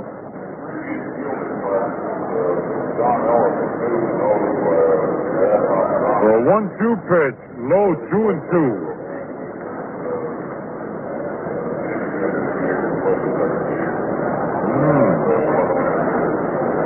Johnny Ellis was hit in the nose in batting practice during the first game, rather before the first game started. It did bleed profusely, but Johnny claims he'll be ready to play the second game. Curve popped up, coming back near the screen.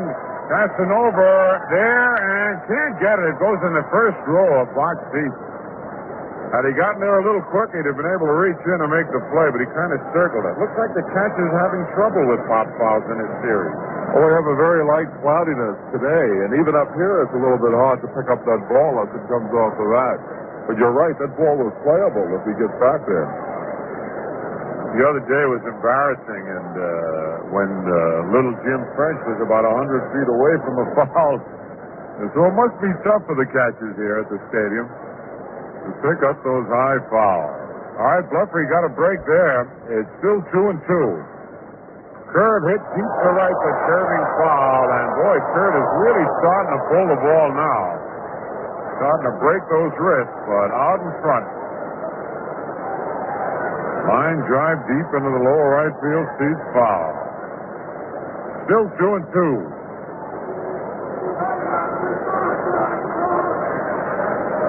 On deck, Jake Gibbs. Blefary, 27 years old today. Takes a pitch low and it's 3-2.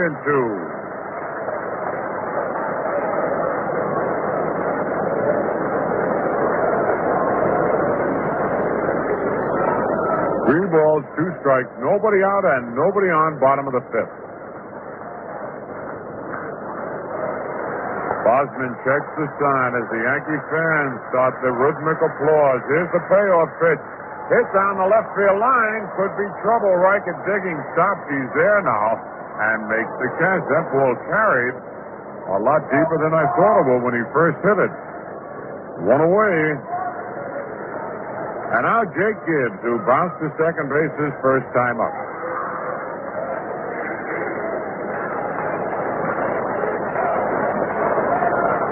The last two Yankee victories, Gibbs has knocked in the deciding runs. A triple yesterday and a 3-run homer back on June 28th.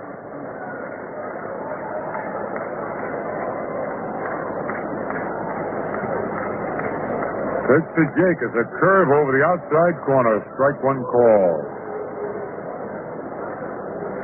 Jake came into this game batting .286. 1 man out. 2-1. Senators leading. On deck, Gene Michael. Bosman's curve bounced back over the pitcher's head. Brinkman in back of the bag. One hand to throws to first. They got him. Nice play by Eddie Brinkman, who is an underrated shortstop. I said he has as fine a throwing arm as any shortstop in the big league. He's a day-in, day-out, real steady, dependable ball player. Just not flashy, and actually doesn't get the notices he should get. But Ted Williams very happy with him. 2 men are out, and now Gene Michael bounced to first his first time up. Pitch to Gene, check swinging, it's low, ball one.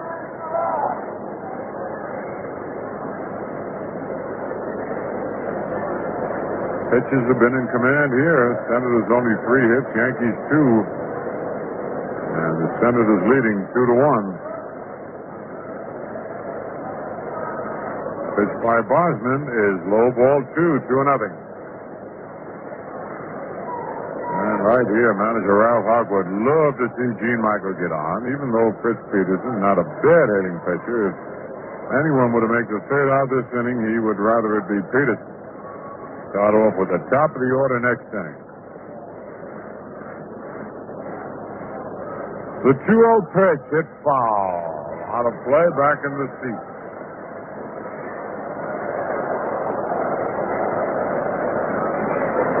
Nice crowd on hand for this twin bill.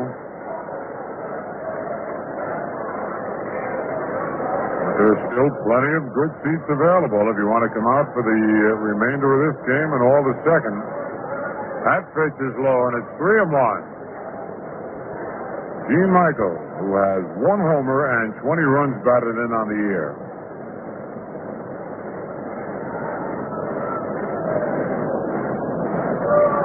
Very little breeze blowing. Top of the stadium, the flags are blowing. Center field is just about straight down. The pitch is in there, full count. 3 balls, 2 strikes, 2 out, and nobody on.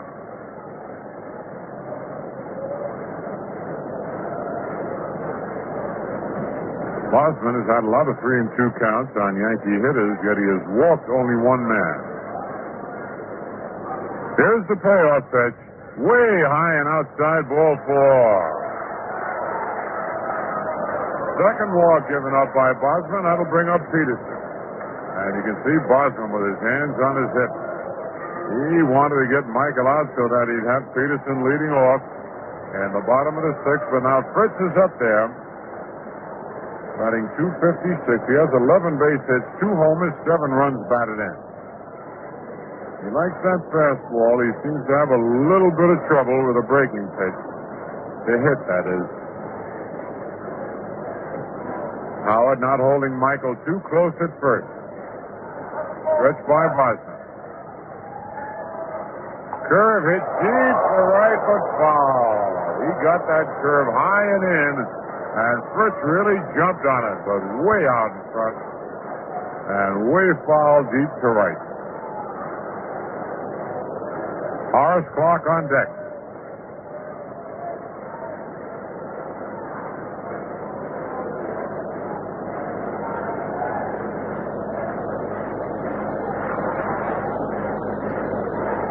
Michael leads away. Fritz swings, fouls it back, and into the press box.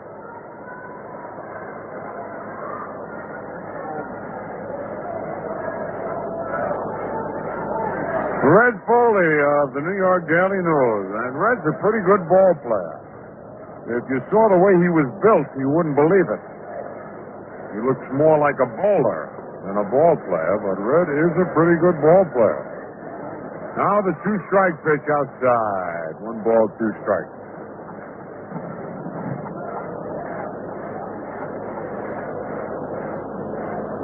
Fellow next to him looks like the inspiration for the song The Beer Barrel Polka.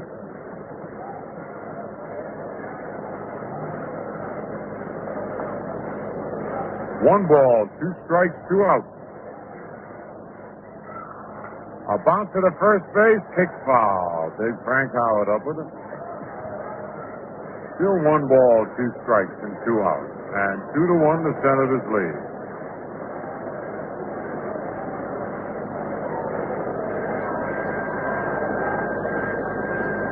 Yankees scored in the first inning. Senators picked up their 2 in the third.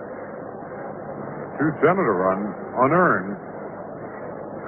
They count in the ball game, though. That's where they do count. The stretch, the pitch, foul out of play upstairs and back at home plate. Well, Fritz is hanging in there.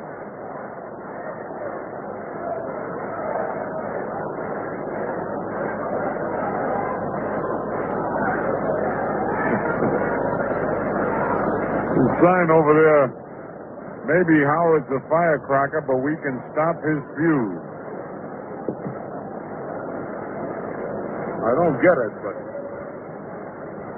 pretty clever anyway. The 1-2 pitch on the way. Deep to center field. Crowd going back, and makes the catch backing up, and I want to tell you, that ball was creamed. That Stroud was playing Peterson shallow, but he's got that good speed and made the play. No runs, no hits, no errors, a man left. And now at the end of 5, it's Washington 2 with the Yankees 1. Well, Yankee Stadium birthday parties for children, a highly successful innovation last year, and they're being celebrated again here in 1970. Birthday celebrations for children include a delicious Kraft birthday cake, an autographed birthday card with the signatures of all the Yankees, and the birthday child's name on the center field scoreboard 20 minutes before game time. And in addition, organist Eddie Layton will play Happy Birthday when the name appears on the board. Now, it's easy to arrange a birthday party. All you have to do is purchase a minimum of 8 $4 box seats or 275 reserve seats and leave the rest to the New York Yankees. Birthday parties can be ordered only through the mail and must be received by the Yankees at least 1 week before the date of the game you wish to attend. For complete information and an easy-to-use order blank, write to Birthday Party, the New York Yankees, Yankee Stadium, the Bronx, New York.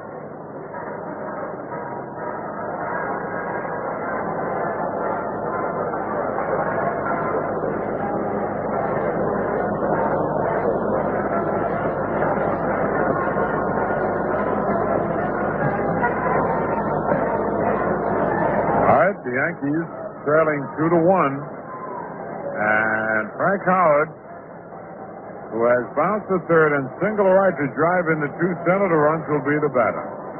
He's always a threat, this man. Has 57 runs batted in on the year now.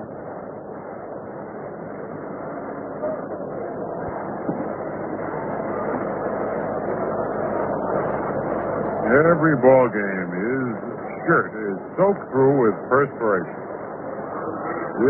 Big man. 6'7", 270 pounds. All right, Fritz Peterson has just tied his shoelace. At the end of 2 now, the Mets are leading the Phillies 1-0. That's the only other score available right now.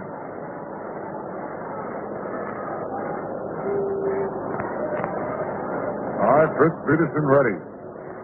It's to Howard. Swing and a miss on an off-speed pitch. Strike 1.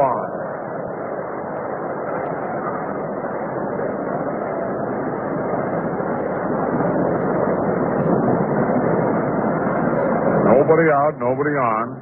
On deck, Rick Riker. A bounce to the third base. Kenny backs up deep. Takes about 5 steps, fires to first in time, and that time Kenny realized he could afford to take quite a few steps, really came running up towards first before he threw that. But he was deep, almost in short left field. One out. And now Riker, who's been up twice, struck out both times. That's one disadvantage that Frank Howard has, probably the only one, that he cannot beat out any infield rollers.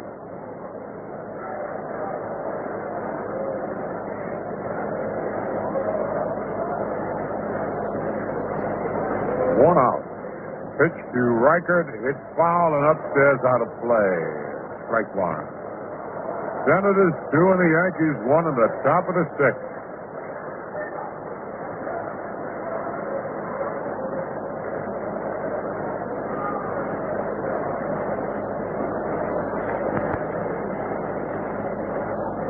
Time is called by plate umpire Nestor Shylock. Nestor Shylock, one of the real top umpires in this profession. There's a strike, 0-2 on the inside corner. Of course, all the umpires try real hard.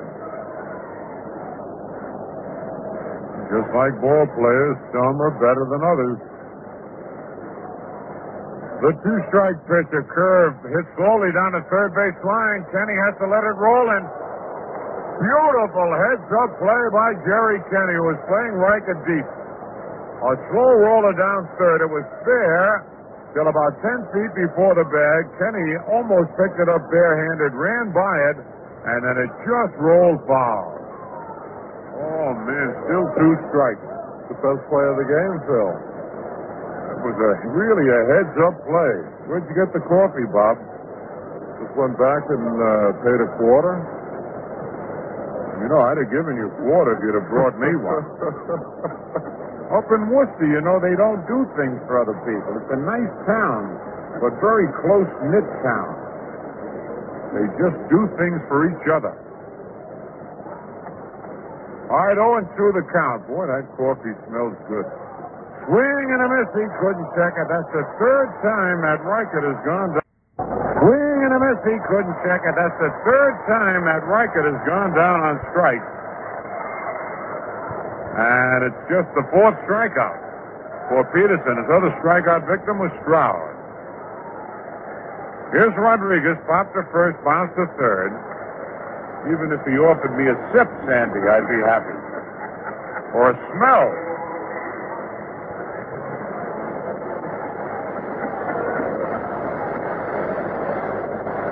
He doesn't take a hint, this kid. There's a check swing, and it's inside ball 1.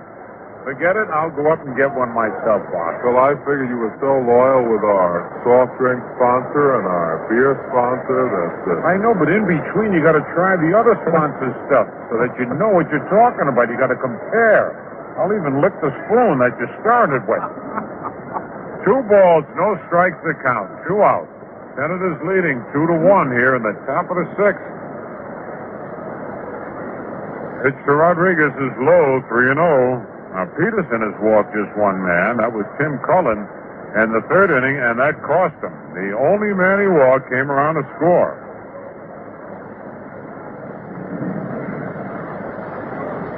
Fastball line to left field on the 3-0 count. White comes in and makes the catch. Well, they gave him the green light, and Rodriguez has been hitting some home runs. So it's 3 up, 3 down. And at the end of 5 1/2, it's Washington 2, the Yankees 1. Hi, I'm Roy White of the Yankees. You know, there are times in the diamond when everything I do seems to go wrong. The team needs a run and I strike out. There are men on base, and I make a costly error in the field. I'd like to hide, to get away from a bad scene, but I know I can't. This type of situation affects us all at some time, no matter what game we're playing or life we're living. Some turn to drugs as a hideaway, an escape. Don't cop out with drugs. Forget the crutches, and stay in there. Get the facts.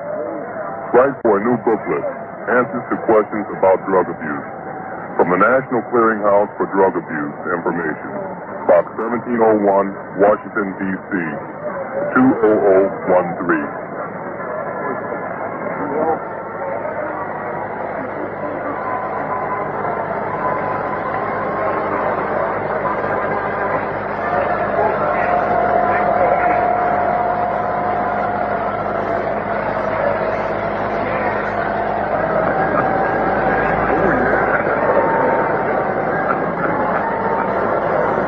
Well, Phil Rizzuto is all fixed up with a Pepsi-Cola as we get set to go on into the bottom half of the sixth inning.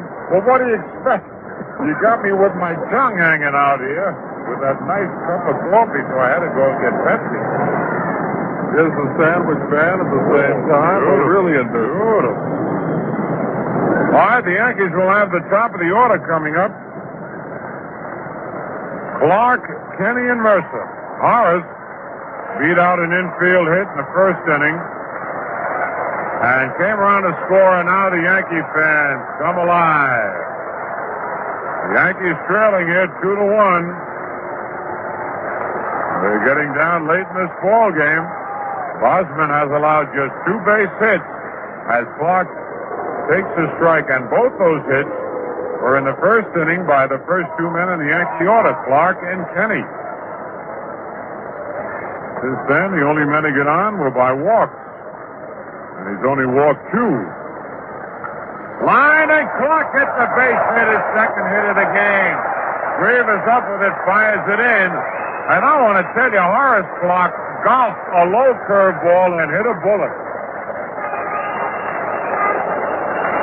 So that's base hit number 3. And now Jerry Kenny, who singled to center, after Clark had advanced on a wild pitch, Kenny singled to center, scored Horace, the only Yankee run.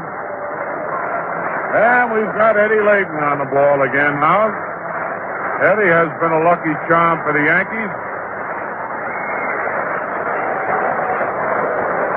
Howard holding the bag against Clark. So once again, the Yankees have the speed on the bases. The stretch. Throw over there. Horace back. Oh, man, that was close. Very close. On deck, Bobby Mercer. Here's the stretch. Quick throw over there again. That time Hondo did not try and tag Clark. And he steps out of the batter's box. Nobody out. 2-1. Senators leading. We're at the bottom of the 6th. Stretch by Bosman. Checks the runoff. His pitch low in the dirt, scooped up by Casanova, ball 1. And again, that good speed at first base has the pitcher worrying a little bit.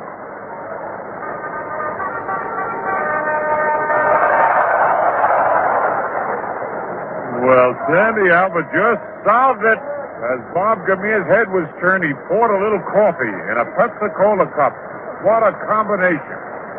Here's the stretch. The pitch is a curve outside, ball 2-0. And now Tim Cullen comes in from second base to talk with Bosman. How many sugars did you put in here, Robert? I think I put 4 or 5. Yeah, it's a little sweet. All right, 2-0 the count. Yankees trailing 2-1 in the bottom of the 6th.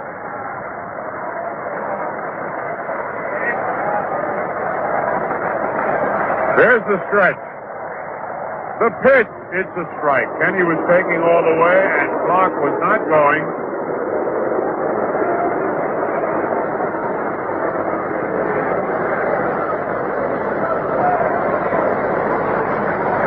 Two balls, 1 strike, nobody out.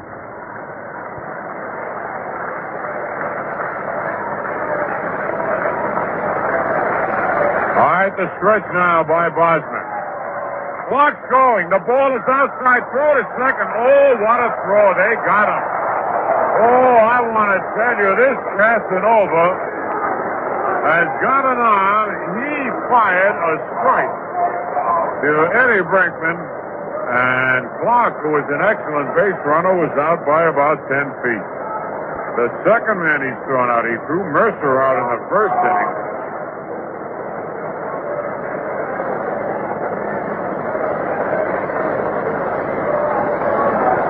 All right.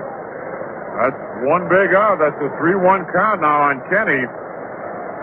Here's the 3-1 pitch. It's low, ball 4, and that was a big play for the Senators. That's the 3rd walk given up as we pause for a station identification. This is your Guy High Agent. Join me for your kind of music, weekdays, 3 to 7, here on the fresh air sound of Radio 81, WGY Schenectady.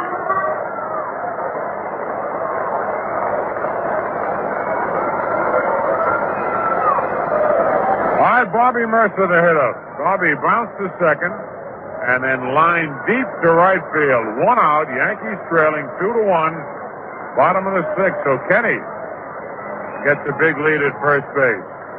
The stretch, the pitch, line to center field and in for a base hit. And Kenny's going to strike the third. No, he comes back to throw. He's safe. Holy cow, what a play. Jerry Kenny rounded second, was going to go to third, went about 20 feet. Double, turned around, came back. Stroud fired the ball in to Tim Cullen. Fortunately, it was a little high, and Jerry Kenny dove back to second base. Let's see if he's injured. He dove hard. What a play by everybody concerned. We're looking at it again on TV. Here's Stroud making the catch. Fires it into second. Kenny goes back, dives underneath the tag, and he's safe. But Jerry, let's see, he jammed something out there. Joe Story's going out. Ralph Houck is out there. And looks like his left hand, as Tim Cullen, the second baseman, came down. I don't know whether he stepped on him. Bob, did you see it? Well, Cullen, first of all, did a little dance step putting the tag down. Actually, even though the throw was high. First of all, as you said, if the throw was low, he's a dead duck. Right. The throw was high, and if Cullen had just put it right down on the bag, he might have had him. But he really wasn't in position to. I don't think Cullen was fully expecting the play to develop that way. Absolutely, right. And he had to turn around, take a step or two, and then make the tag. Jerry's going to stay in. All right, as Bob said, he's going to stay in. And he dove back hard as he talks now to Don Denkinger, the second base umpire. Jerry rounded the bag. As we said, he went about 20 feet, stumbled, turned around, and dove back head first. So the Yankees now, for the first time in the ball game, have 2 men on since the first inning, and that was the inning that they scored. So let's see if they can do it again. Roy White, the American League's leading hitter. Ready to stretch the pitch to Roy. Hit to left field. And digging hard, Riker digging, and makes the catch going in deep left center. Holy cow, Rick Riker, who is not supposed to be an outstanding outfielder, took at least a triple away from Roy White that time. And Kenny has to hustle back to second and Mercer back to first. I didn't think Riker had a chance there. The ball was not a high fly ball. It was more of a line drive to deep left center. And Riker caught it like an end going downfield and catching a pass over his shoulder. That's 4 that he's caught, and he hasn't had an easy one in the lot. That's right. He's moved around very well. They have positioned him very well on the different hitters. Now Cater lined hard to left. And that was one he took away from Danny and then bounced to second. So it's 2 out. Kenny at second. Mercer at first. The Yankees trailing 2-1 in the bottom of the 6th.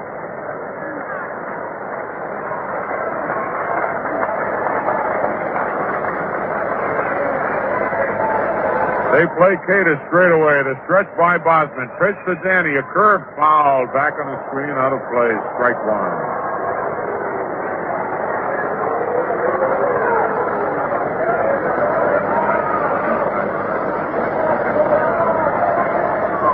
On deck, Kurt Bleffery.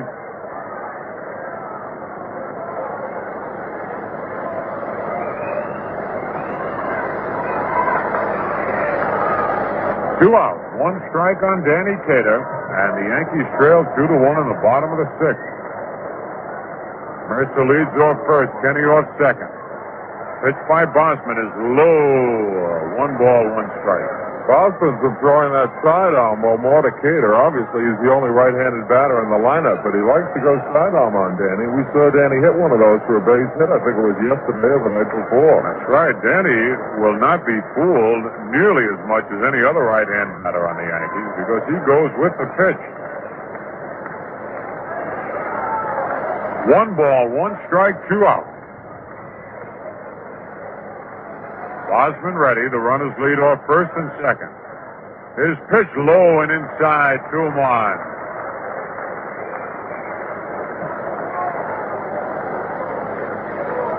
So the walk cost Fritz Peterson, and the walk right now has Bosman in trouble, but they're at 2 away. Yankees, who scored first in the first inning, are trailing 2-1. Here's the stretch. Check of the runner. The pitch, a bouncing ball back to Bosman. He's got it on one hop, flipped to Frank Howard in time. That's all for the Yankees. No runs on 2 hits. No errors. 2 men left. At the end of 6, it's Washington 2, the Yankees 1. Now Bob will bring you the scores and the last 3 innings. All right, thank you, Phil. Let's have a look at what's been happening on the scoreboard. Cleveland and Boston, no score after an inning and a half. Rick Austin against Mike Nagy. Detroit and Baltimore, they get underway at 5 o'clock. Chicago at Minnesota, we have the starting pitchers. Miller against Codd. Oakland at California later. Kansas City at Milwaukee, the starters. Butler against Lockwood. In the National League, the Mets lead the Phillies 1-0 after 3. It's Kuzman against Fryman. After 1, Montreal leads St. Louis 1-0. Gibson for the Cardinals and Rich Nye for Montreal. And Jones at his 10th home run of the season in the first inning for Montreal. They lead 1-0 after 1. San Diego at Atlanta. It's Coombs against Reed. Pittsburgh at Chicago. Doc Ellis against Ferguson Jenkins. And Rich Herbner had a home run, his 3rd of the season in the first inning with a man on. Houston failed to score on the top of the first at Cincinnati. LeMaster against Simpson. And Los Angeles will be playing at San Francisco later on.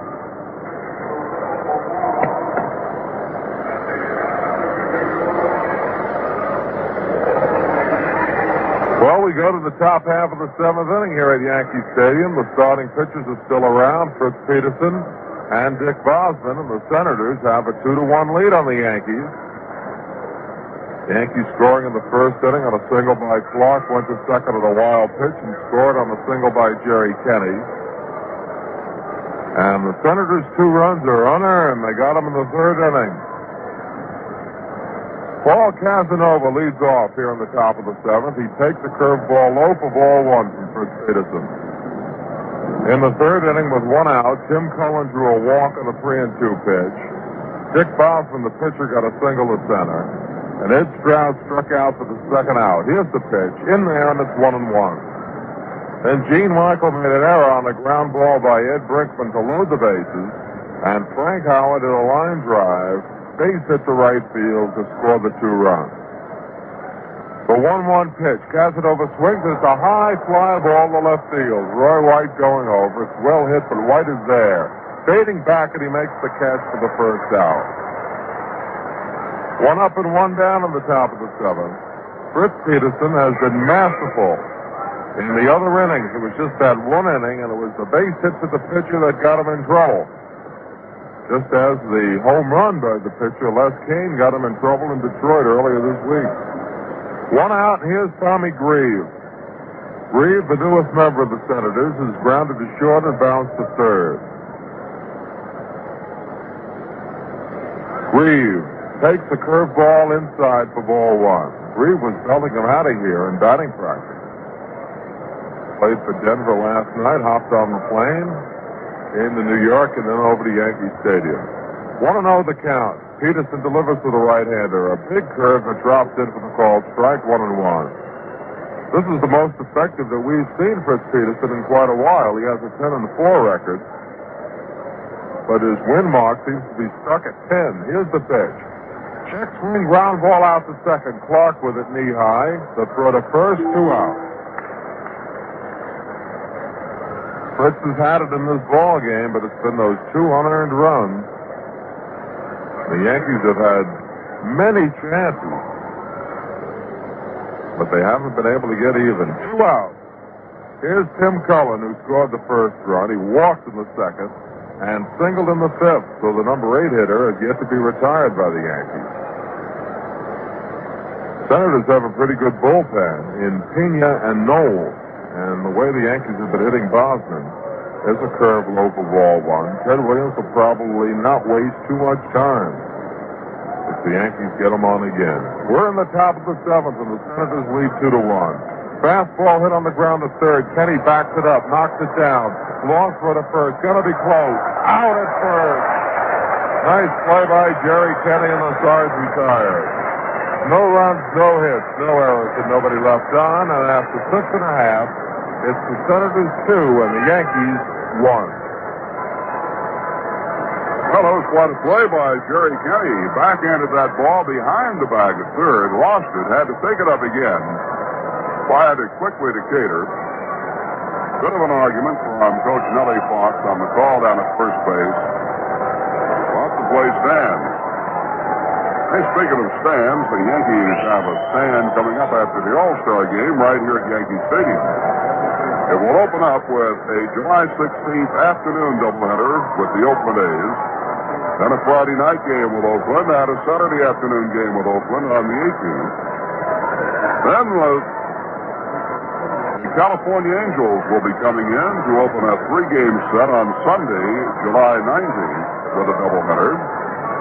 Single game Monday night the 20th, and then the Milwaukee Brewers come in for a night game on Tuesday the 21st and an afternoon game on Wednesday the 22nd.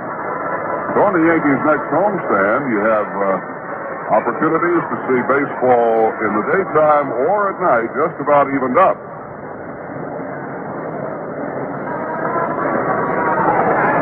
Speaking of the homestand after the All-Star break, your schedule will show a single game on July 16th, but it is a doubleheader starting at 1 o'clock.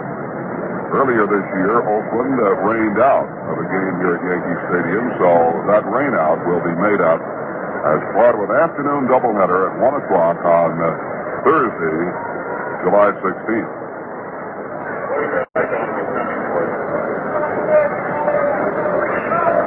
Fans here at Yankee Stadium taking their 7th inning stretch. Washington Senators out in front 2-1. Yankees broke on top with a run in the first inning. Single by Clark. Wild pitch moved into second. He scored on Kenny's base hit. The Senators got 2 unearned runs in the third and lead 2-1. Kurt Bluffrey will lead off the bottom half of the 7th, and Bluffrey would dearly love to put one in the seats to celebrate his 27th birthday. Right he would, Frank. Bluffrey is 0 for 2. He took the ball well. He creamed one to center field that Stroud went and got his first time up, and he lined out to left field. I'll tell you, Yankees have hit some long drives to the wide open spaces. Here's the pitch. In there, strike 1 to Kurt Bluffrey. No balls and 1 strike. Reichard has scored 2 long shots, and Stroud has went and got 2. 0-1 the count to Bluffrey. Here's the pitch. Curveball bounced down to Howard at first. He bobbles the ball, picks it up, flips the Bosman in time, and there's 1 out. 1 up and 1 down for the Yankees in the bottom half of the 7th inning. Washington 2, the Yankees 1, and here's Jake Gibbs. Gibbs is grounded out to second base twice. Been one of those frustrating first games for the Yankees. A lot of chances. Had their leadoff man on in the 4th inning, and the first 3 men on in the 6th inning, but a attempted steal backfired. 1 out. Bosman into the windup. The right-hander throws to Gibbs, who takes low in the dirt for ball 1. 1 ball and no strike. The Yankees want these ball games today prior to going down to Baltimore. Right now they're in a hole 2-1. 1 ball, no strikes to Jake Gibbs. Bosman winds. Here it comes. It's low, and it's 2-0 to Jake Gibbs. 2 balls and no strikes. Gene Michael is on deck, and the pitcher's spot to follow.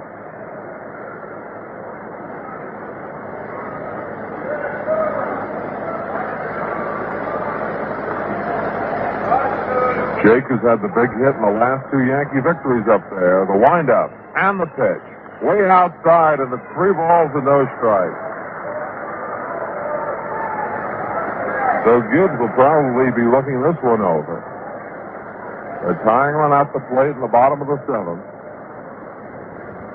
2-1 Washington. 3-0 to Jake Gibbs.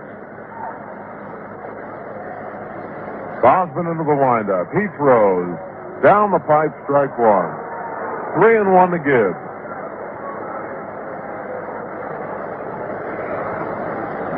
Rodriguez wide of the bag at third. Jake's got a lot of room down that left field line, and he can hit him down there. Here's the windup. And the pitch. Hit down the left field line, but it's going foul. Back into the lower deck. 3 balls and 2 strikes. Rodriguez is way wide of the bag at third, and Reichert is not playing over towards the line. 3-2 the count on Gibbs.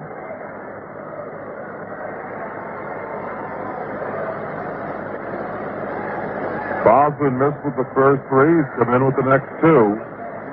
Right-hander into the windup. Here's the pitch. Swung on and bounced to second. Cohen has it. Throw to first, 2 out.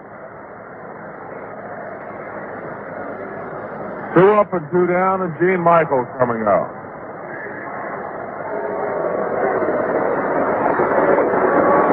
Michael grounded out to first base, then drew a base on ball. Senators lead it 2-1, bottom half of the seventh. It's been this way since the top of the third.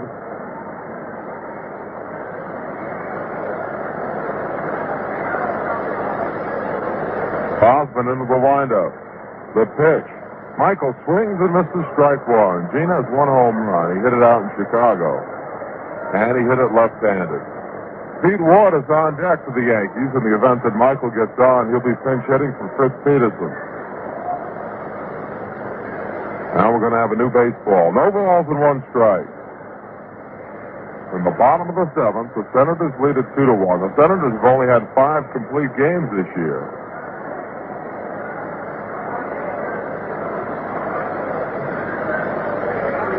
Bosman has had 1 of those. Brunette has had another, and Coleman has had 3. Curveball hit deep to right field. That one's hit way back. Reeve is back. Back to the fence. He leaps. He can't get it. It's a home run.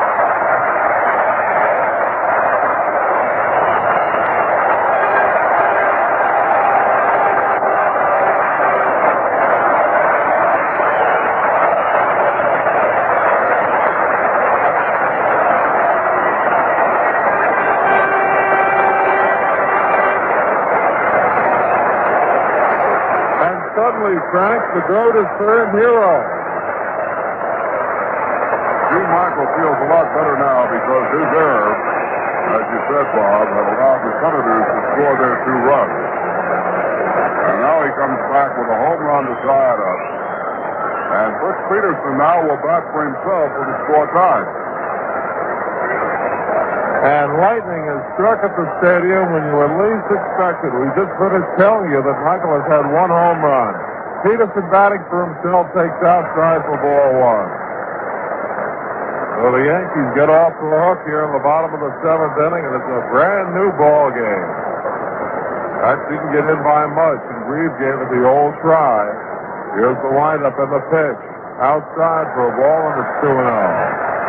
It's funny to hear crowd reactions. Now, Mercer hit a ball in the same spot that was caught.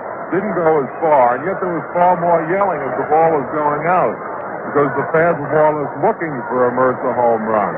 With Michael, a lot of the fans were watching the ball, not believing. And there wasn't that much noise, actually, until it went in. Here it comes. Foul ball to the left of the plate. 2 balls and 1 strike. Do you agree, Sandy? Our engineer was watching the meter. I had a feeling it was gone the minute he hit it, but you look around to the crowd for a little bit of support. 2 balls and 1 strike. The pitch to Peterson. Swing and a bounding ball slowly down the first base line, rolling foul and is foul. It's picked up by Frank Howard. And it's 2 balls and 2 strikes. And the one Mercer hit that was caught earlier, they were in an uproar the minute it left the bat, and it turned out to be a simple out. Yankees 2. The Senators 2 in the bottom half of the 7th inning. 2 balls, 2 strikes, and 2 outs. Fritz Peterson, the batter. Boston of the windup delivers. Peterson hits. Oh, drive to right. This one's way back. Reed going back, and he makes the catch at the fence. Fritz Peterson got good one on it, and not quite as far as Gene Michaels. Peterson has hit the ball twice just as hard as you can, once to center field and once to right. And it's a big out, but the Yankees get a run on a hit. No errors and nobody left. At the end of 7, the Senators 2 and the Yankees 2. July 18th. Dear Gabby, my love life has, to say the least, fallen off lately. Homer would rather watch baseball than look at me. I've tried everything to get his attention. I even slide into the living room, but I still strike out. Oh, Gabby, what should I do? Signed, can't get to first base. Dear Base, here's the pitch. First of all, stop that silly sliding. Then try slipping some standard baseball phrases into your conversation, like chuck it in there, baby, and going, gone. And buy Homer some Utica Club beer. It's the only beer made with love. And you don't have to be an expert to know the best way to get a man to fall out of love with baseball is to get him to fall for Utica Club. If that doesn't work, wait for the football season and try a forward pass.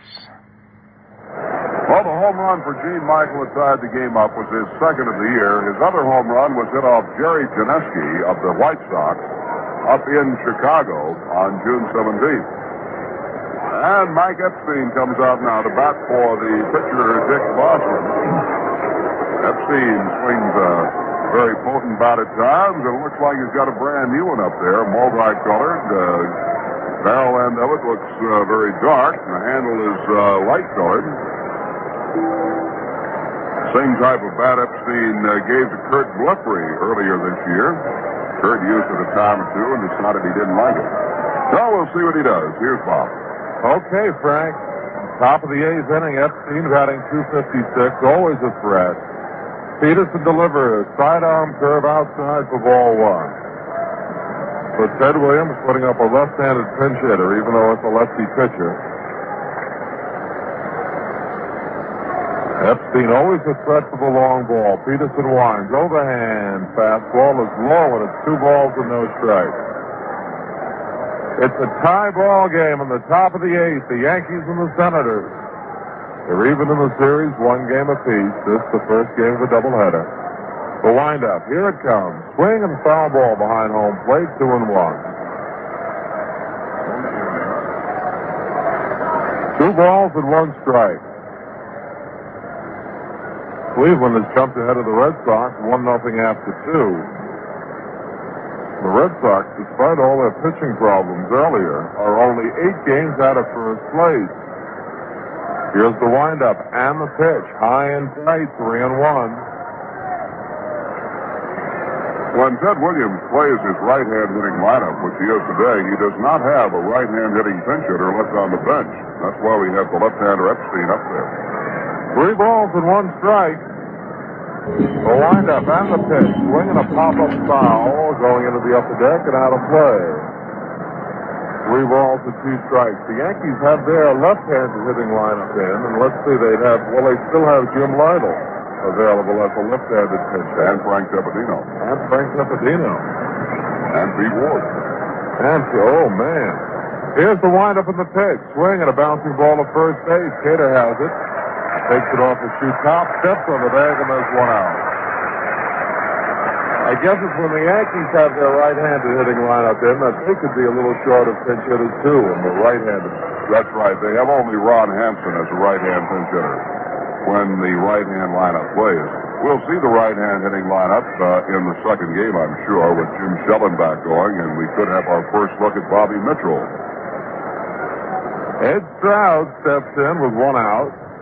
Bobby Mitchell, just recalled from Syracuse to replace Ron Woods, is on the disabled list. Woodsy broke his thumb the other day trying to bunt.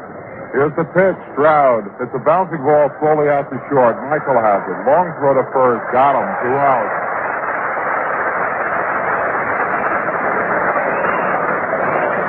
2 up and 2 down for the Senators in the top of the 8th. And here's Ed Brinkman. Brinkman has bounced to short, been safe on Gene Michael's error. And then he flied out to center field. It's 2-2 in the top of the 8th. Talking about this American League Eastern race, it's no longer enough for the Yankees to just be watching Baltimore. They have to win because regardless of what Baltimore does, somebody's going to be winning. And Detroit's only 2 games behind the Yankees and Boston 4. The pitch is outside for ball 1. Right now you've got to call this a 4-team race in the Eastern Division and a 3-team race in the Western Division. The pitch, high to Brinkman, 2 balls and no strikes. Now Frank Howard's on deck.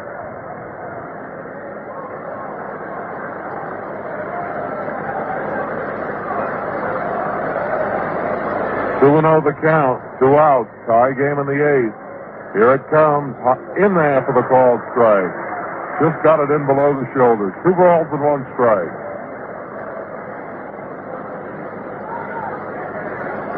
Senators and the Yankees, 2-2. Peterson against Boston. Peterson into the windup, the 2-1 pitch. Brinkman slaps it. Fair ball inside third base, rolling down the left field line.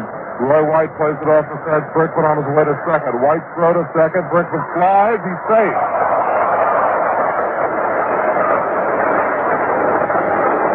It's a double for Eddie Brinkman with 2 outs in the top half of the 8th inning, and Frank Howard coming up. And let's see how the Yankees play it.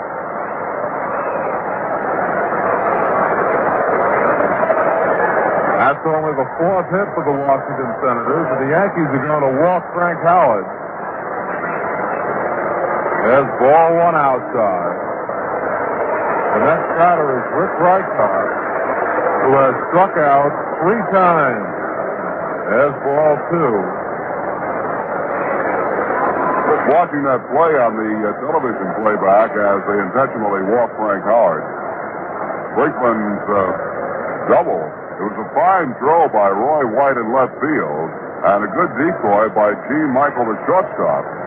Michael took the throw, reached down, slapped a hard tag on Brinkman, but Brinkman had reached the bag. Michael knocked him off balance. His foot left the bag, but as it did so, his right knee came down on the bag, and that's why he was safe there at second.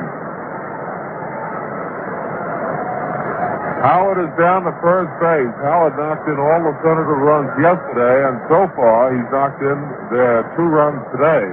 So the Yankees walk him to pitch to Reichart. The stretch and the pitch. Reichart takes a curve, strike 1 on the outside corner. Reichart was called out on strikes in the 2nd inning, struck out swinging in the 3rd, struck out swinging in the 6th. So he is as big an 0 for 3 as you can find. No balls and 1 strike. But you never know in baseball. Reichart at any time could break this thing up. Came in batting .233. He'll won against Baltimore to beat them. 0-1 the count. Fritz Peterson goes to the belt, checks the runners Brinkman and Howard. Here's the pitch. Line drive, base hit to left field. That'll score the run. Roy White fielding the ball. Brinkman is in the score. There goes Howard to third. The throw to third, and he goes in standing. So Rick Reichart gets a base hit, and the Senators lead it 3-2.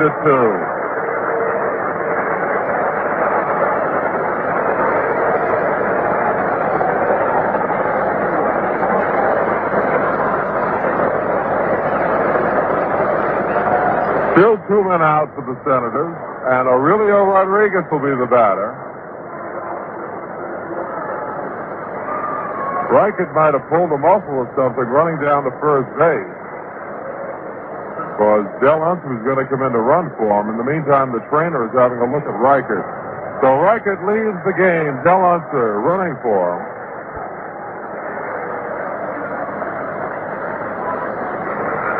And in the meantime, that's all from Fritz Peterson. Ralph Houck has come out to take Fritz Peterson out of the ball game, and right now he stands to be the loser with the Yankees trailing by a score of 3-2, and they're signaling for a right-hander to come out of the New York bullpen.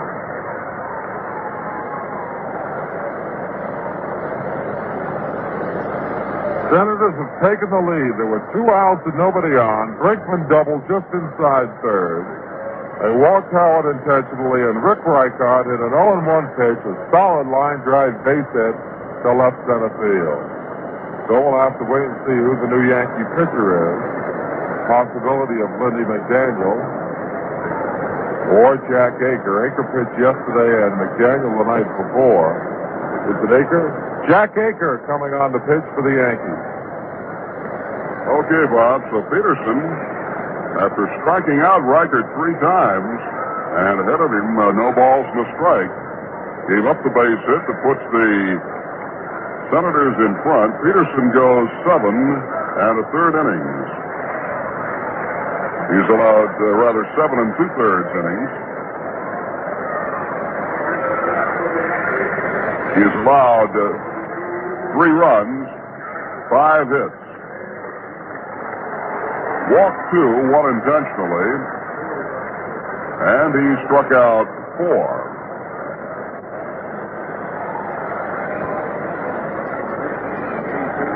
And now Jack Aker on. Aker pitched 2 innings yesterday and saved the victory for Ron Klunkowski. Aker faced only 6 men in the 2 innings he pitched, retired 6 in a row, and picked up his 11th save. Aker now in his 3rd game in 5 days. He pitched in only 2 games the entire month of June. He has 11 saves, 2 victories, and an earned run average of 2.03. Speaking of earned run averages, Lindy McDaniel, the Yankee relief artist, has the lowest ERA these days in the American League at 1.33.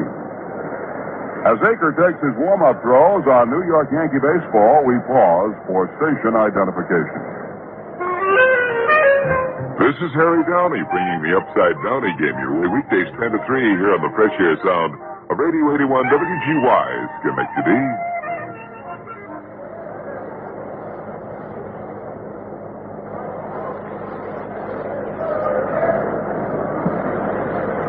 Taking a quick look at some of the other action.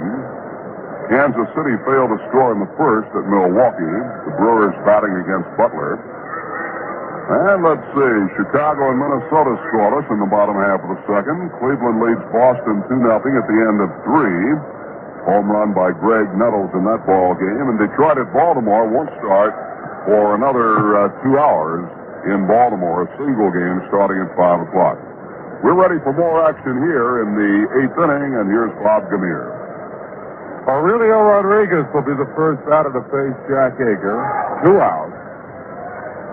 They play Rodriguez to pull the ball. Gene Michael is over in the hole between third and short. Pitch is bounced right to Gene Michael. He's got it. Flips to Horace Clark in time for the 4th play on Unser and the sides retired. So they played Rodriguez perfectly to retire the side, but the Senators get the go-ahead run. 1 run on, 2 hits. There were no Yankee errors and 2 men left on. After 7.5, it's now the Senators 3 and the Yankees 2.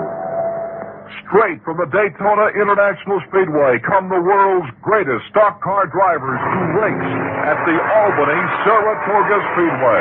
Albany Saratoga Speedway's 250-lap event with all the top names: Bobby Allison, Bobby Isaac, James Hilton, Buddy Baker, Detroit's Benny Parsons, Neil Castle, and the legend in his own time, Richard Petty, plus all the rest of the great NASCAR Grand National stars.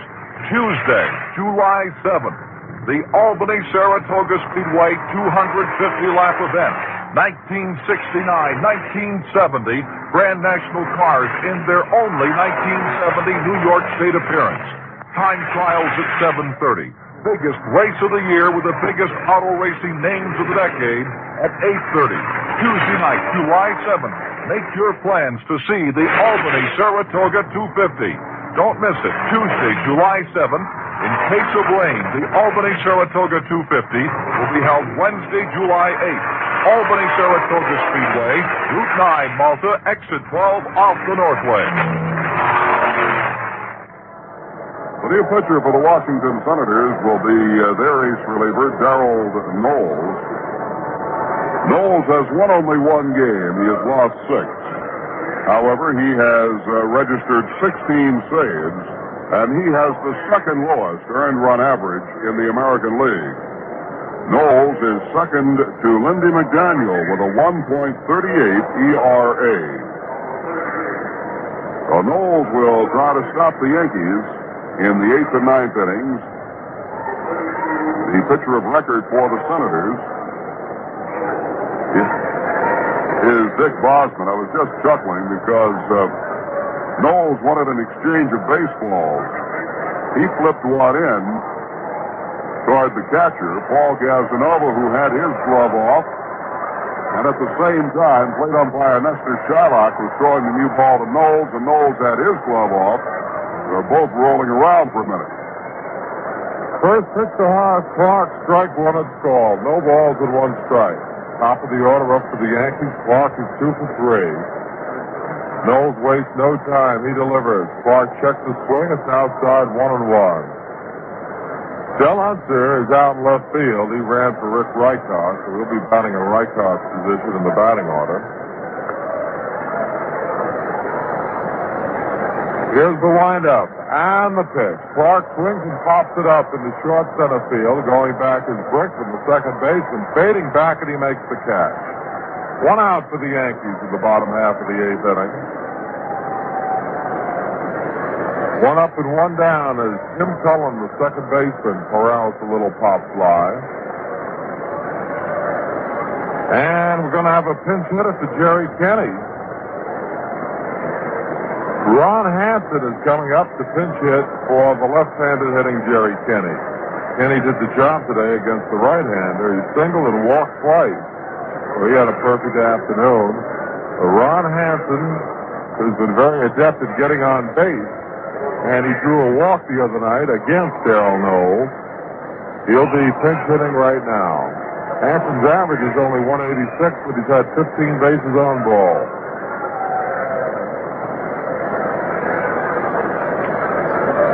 Hanson is up officially for his 44th time. And the pitch.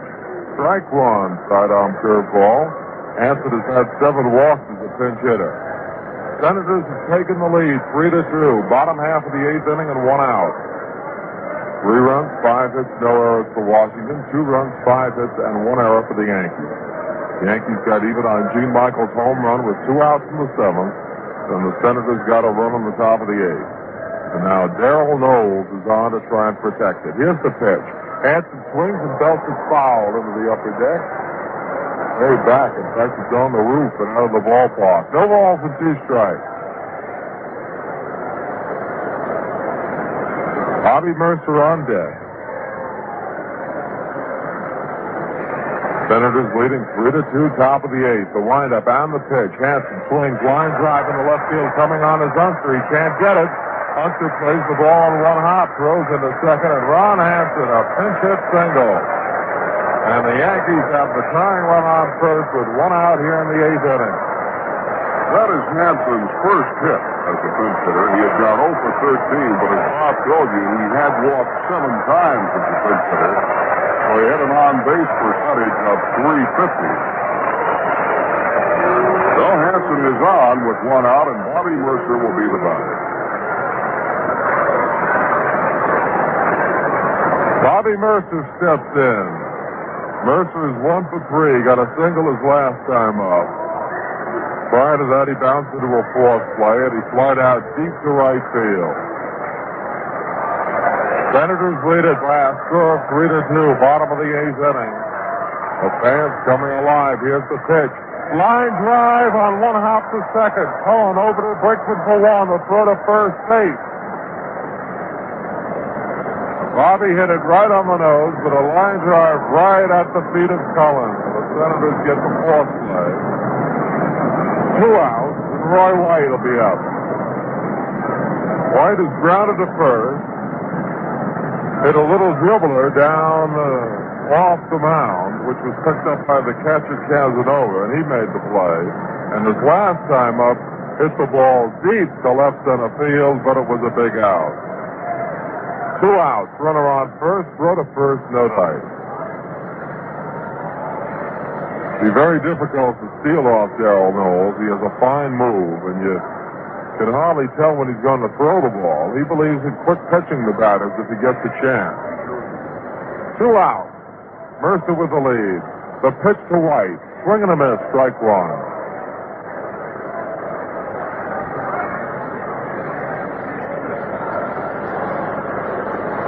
Senators leading 3-2, bottom half of the 8th inning. Here's the stretch. Knowles delivers. White takes outside, and it's 1-1. Roy batting right-handed for the 1-0 the count on Eddie Brinkman. Aker into the windup. The runners lead away. The pitch hit in the air, foul, out of play. Coming back into the upper deck, first base side, and it's 1 ball and 1 strike.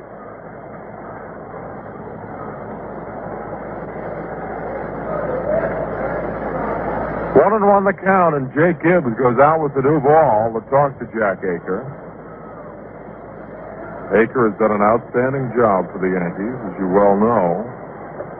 His record is 2-1 and an earned run average of 2.03. He has 11 saves.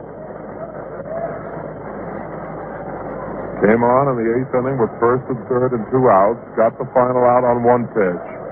Here a single by Casanova and a double by Lee May. 1 ball, 1 strike. Yankee infield in. Casanova with the lead down the line. The pitch outside, and a nice save by catcher Jake Gibbs. 2 balls and 1 strike.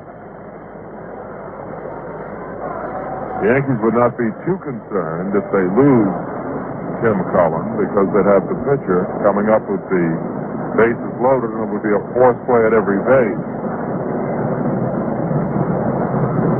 Here's the windup. And the pitch. Swinging a high fly ball hit out to left center field. Michael going back. Gene Michael, the shortstop. Back and it drops in. Nobody got the ball and the run scores. Michael was acting as if he was going to catch it, and then he stopped, and neither Roy White nor Bobby Mercer was coming in. Runners at first and second on the pop fly base hit.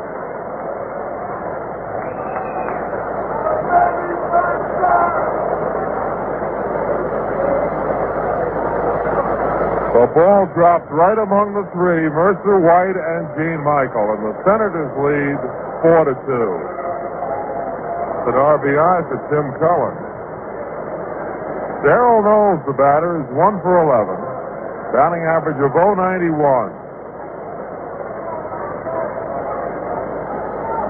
Well, this has been one of those afternoons for the Yankees.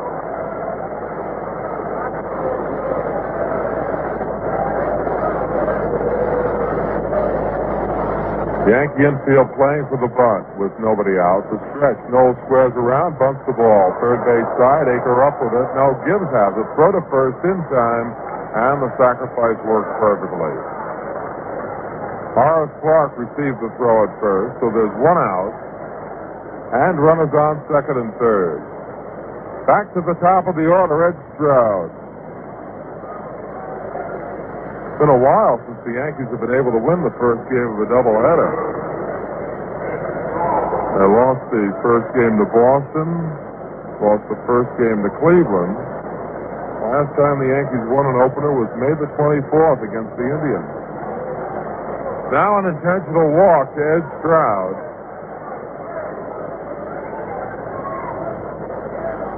As ball 2 outside, Stroud is 0 for 4. Eddie Brinkman is up next. Ball 3.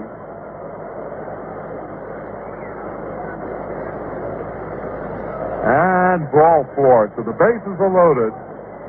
Set up a force play at any base and also the double play possibility. And Eddie Brinkman coming up.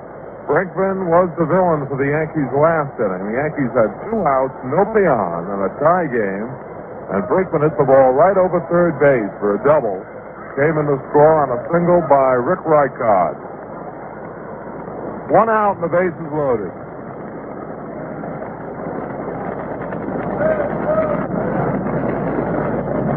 Lee May is on third, Tim Cullen on second, and Ed Stroud on first. The stretch. And the pitch. Swing and a hot shot on one bounce. Michael over gloves at nice play. Throw to third. Safe. And the bases are loaded. Would have been a whale of a play by Gene Michael. He gloved it deep in the hole. His throw was not held by Ron Hansen. However, Cullen was probably safe anyway. Sort of the base hit. Bases remain loaded. 2 runs in, and it is now a 5-2 ball game, Washington.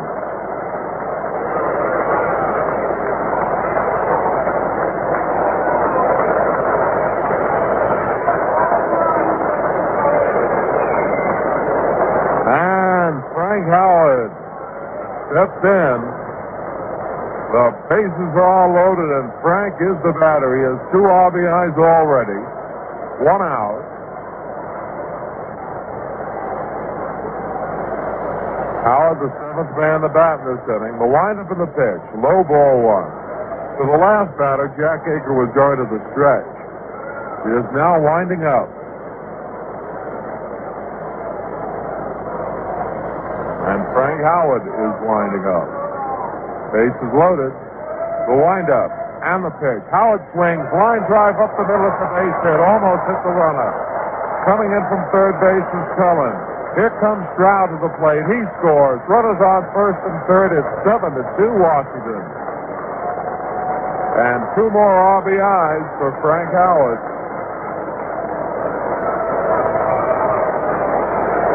And that'll be all for Jack Aker. So for one of the few times this year, Aker gets hit hard here in the 9th inning.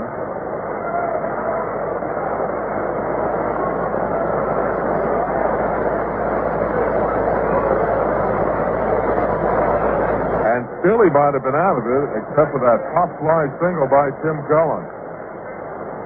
Very well might have been out of it because the pitcher was up next. So that's all for Jack Aker. He gets 1 out here in the 9th, so he has pitched 2/3 of an inning. He has given up at least 4 runs from the 2 men on base of his responsibility. 5 hits, 1 the pop-up. He walked 1 intentionally and struck out no one. Well, Aker's done a great job for the Yankees this year.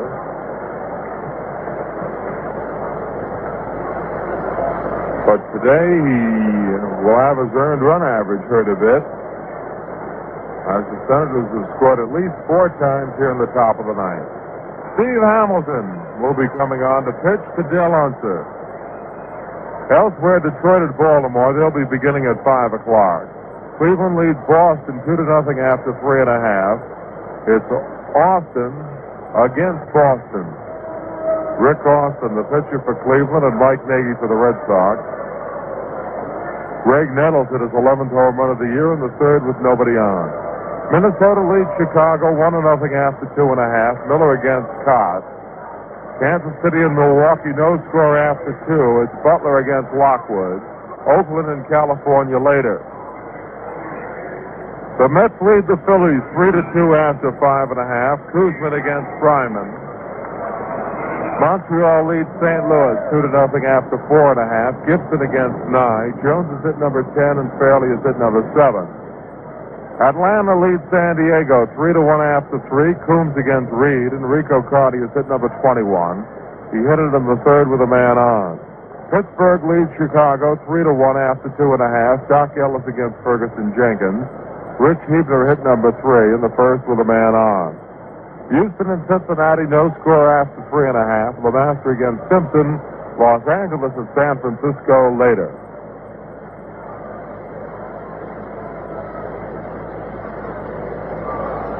So Steve Hamilton will try to get the Yankees out of the 9th inning without any more damage. The Senators have broken it wide open, a close ball game throughout, but they now lead it by a score of 7-2. Hamilton has a record of 4-3. He has saved 3. An earned run average of 2.31. This is his 23rd appearance. He has pitched 31 innings, given up 22 hits, 12 walks, and he has struck out 25. Hunter, a left-handed batter.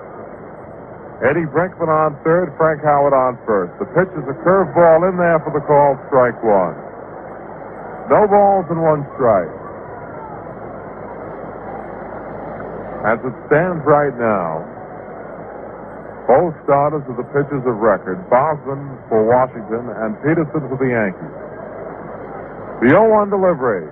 Curveball on the outside corner to the left-handed batter. No balls and two strikes.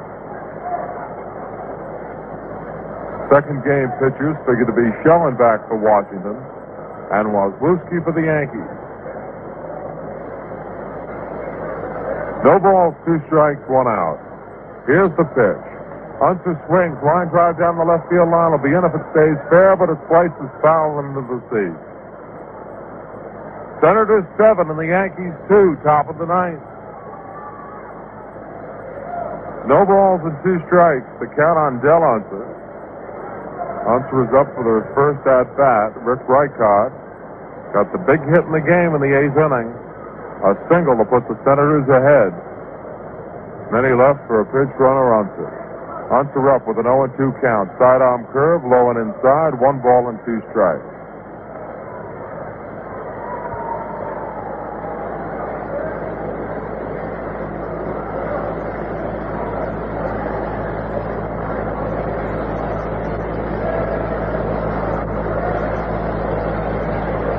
And the pitch. Swung on and missed, strike 3. He went for the big sweeping curveball, so Del Hunter strikes out. Yankees get the second out, and that'll bring up Aurelio Rodriguez. Rodriguez is 0 for 4. Rodriguez is the ninth man to bat for the Senators here in the 9th inning.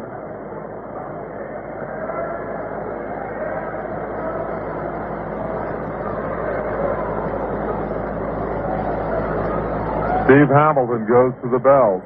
Here's the pitch. Curveball outside for ball 1. 1 ball and no strikes.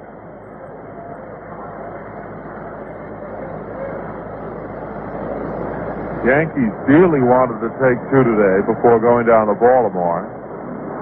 But unless they do something in the bottom of the 9th, they'll be looking for a split in that second game. Here's the pitch. Fly ball hit out to right center. Mercer coming over. Also Blefrey. They come together, and Blefrey makes a one-handed catch. That retires the side in the 9th inning. But the Senators come up with 4 runs, 5 hits, no Yankee errors, and 2 men left. To the bottom of the 9th, and the score, Washington 7 and the Yankees 2. Are you game for a quiz? Then listen carefully, because the question won't be repeated. What does ARCO stand for? ARCO. Here are a few hints. Hint 1. Many of you recently received a credit card with the name ARCO on top. It replaced your Atlantic card. Hint 2. The ARCO card is honored by Hertz, Ramada, and Treadway Inns, Hyatt House Hotels, Hyatt Lodges, Travel Lodge Motels, Friendship Inns, Emmons Walker Inns Incorporated, and Superior Motel. Time's up. Anyone who figured out that ARCO stands for the petroleum products of the Atlantic Richfield Company gets an A.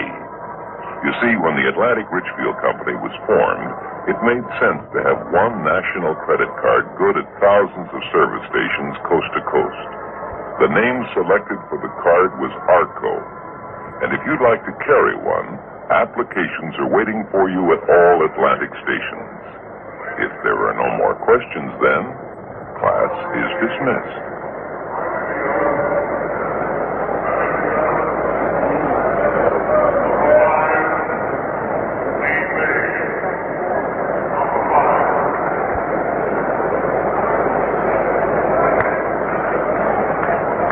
Lee May stays in the lineup for the Washington Senators and goes out to play right field. Danny Cater to lead off the 9th. He takes inside for ball 1.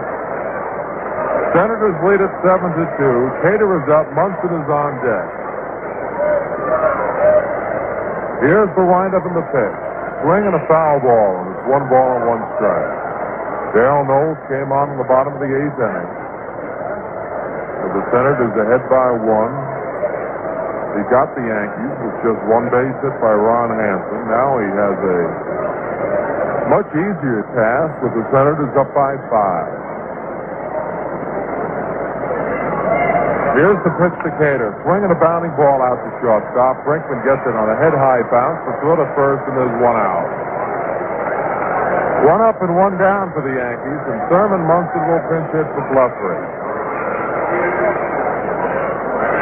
Blefary went 0 for 3 in the ball game.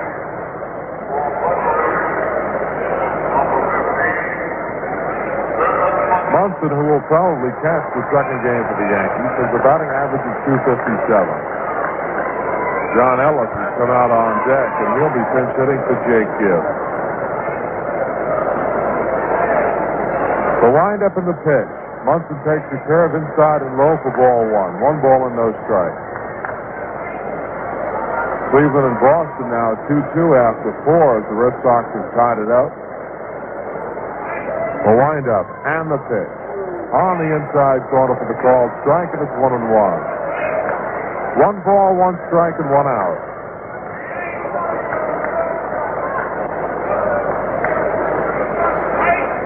Seven to 2 Washington in the 9th. The pitch.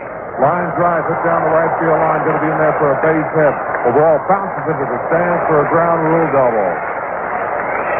So Thurman Munson comes through with a ground rule double off Darrell Knowles. And Johnny Ellis will pinch hit. Pinch hit for Jake Gibbs, who today went 0 for 3 after getting the big hit in the ball game yesterday.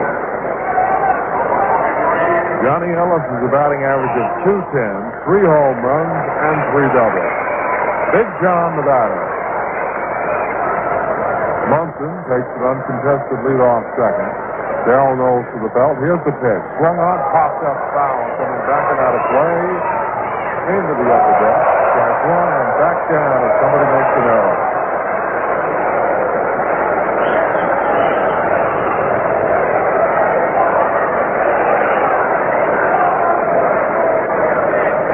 No balls and 1 strike to Ellis. Here's the pitch. Outside for a ball. It's 1-1. Oh, Darrell Knowles is very used to pressure out there on the mound. Perhaps the Yankees can catch him here with a 5-run lead. Very often when you're used to pressure, you have a tendency to ease up a little. Here's the pitch. Outside, 2 balls and 1 strike. Senators leading 7-2 in the bottom of the 9th.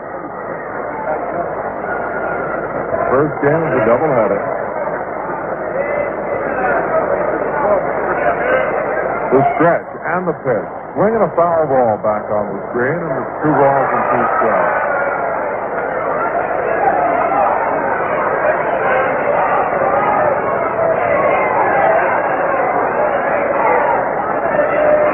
Two balls, 2 strikes, and 1 out.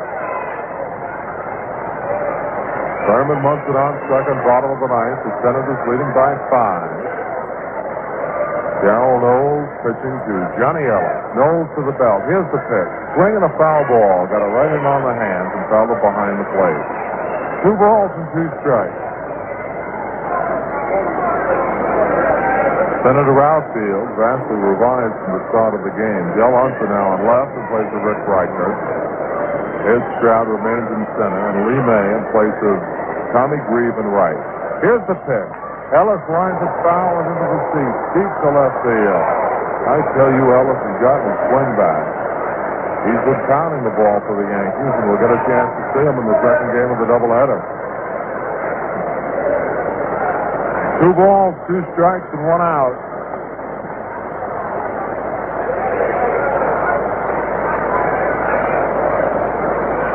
The stretch and the pitch. Swing and a bounding ball out past the mound, out to Brinkman. The ball takes a ball halfway, goes his glove. Into center field, the run scores. Ellis on his way to second. There's the throw. He's in there. And it's a 7-3 ball game. That started the base hit. Out of it. The ball hit something. Bounced right over Brinkman's glove, and it goes as a double for John Ellis. And Gene Michael steps in. deck is Bobby Mitchell, the newest of the Yankees, who will pinch hit for the pitcher. So Ellis gets an RBI. Michael hits a bounding ball to third. It's ruled a fair ball. Rodriguez throw to first inside, and there are 2 outs. So after back-to-back doubles by Munson and Ellis, the pinch hitters, Gene Michael bounces out, and we'll get our first chance to see Bobby Mitchell.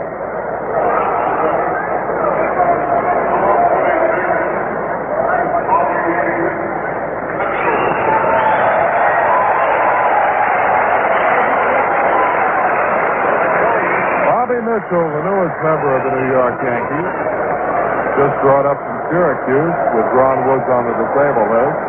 He's 26 years old, a right-hander. Batting .261 at Syracuse. He takes inside for ball 1. Oh, it's a good spot to put the youngster up there. Even though there's 2 outs in the ninth, you wouldn't exactly call it a tense situation with the Senators up by 4. So Mitchell will get a shot at an RBI. Here's the pitch. Swinging a bounding ball up the middle, but Brinkman stabs it. The throw to first in the dirt. Howard picks it up and the ball game is over. Nice play by both Brinkman and Howard. And there's the ball game for the Yankees at the bottom of the 9th inning. 1 run, 1 hit on 2 hits. No errors and a man left. And the total for the Senators, 7 runs, 10 hits and no errors. For the Yankees, 3 runs, 8 hits and 1 error. Bosman, the winner, is 8-7, and Fritz Peterson, the loser, he's 10-5. For Darrell Knowles, his 17th save of the season. Yankees started off as if they were going to go to town in this first game. They got a run off the first 2 batters. Clark singled, went to second on a wild pitch. Jerry Kenney, who had a perfect afternoon, brought him in with a base hit. Then the Senators got a couple runs in the 3rd inning, a walk by Cullen, a single by the pitcher, Dick Bosman, and Fritz Peterson has been certainly hurt by the opposing pitchers this week. Bosman got a single, and then with 2 outs, Eddie Brinkman hit a ground ball. Gene Michael committed an error on the loaded up. Frank Howard singled in the 2 runs, and the Senators led 2-1. Then Gene Michael got the Yankees even with a dramatic 2-out home run in the 7th inning to tie it up at 2-2. But in the top of the 8th, with 2 outs and nobody on, Eddie Brinkman singled right over third. After an intentional walk to Frank Howard, Rick Reichard, who had been struck out 3 times by Fritz Peterson, hit an 0-1 pitch for a base hit, and the Senators, for all intents and purposes, had the ball game with a 1-run lead. Darrell Knowles came in, stopped the Yankees in the bottom of the 8th. Aker had stopped the Senators in the top of the 8th with 2 men on. And then in the 9th inning, the Senators scored 4 runs as they got 5 base hits, one of which was a pop fly which fell among Michael White and Bobby Mercer. So the Senators win this one by a score of 7-3, 7-10-0 to 3-8-1. The Yankees have yet to lose a doubleheader this season, and they don't want to do it today. But once again, they'll have to come on and win the 2nd game of the doubleheader. Yankees have won 2 doubleheaders, and they have split 4. And in all 4 of the splits, the Yankees have won the nightcap. So we'll see what happens in the 2nd game of the doubleheader. And now this is Bob Gamere speaking on behalf of Phil Rizzuto and Frank Messer. The final score in the first game, the Senators 7 and the Yankees 3. And we'll be back for the 2nd game of today's doubleheader in about 20 minutes. Right now, we return you to your studio. WGY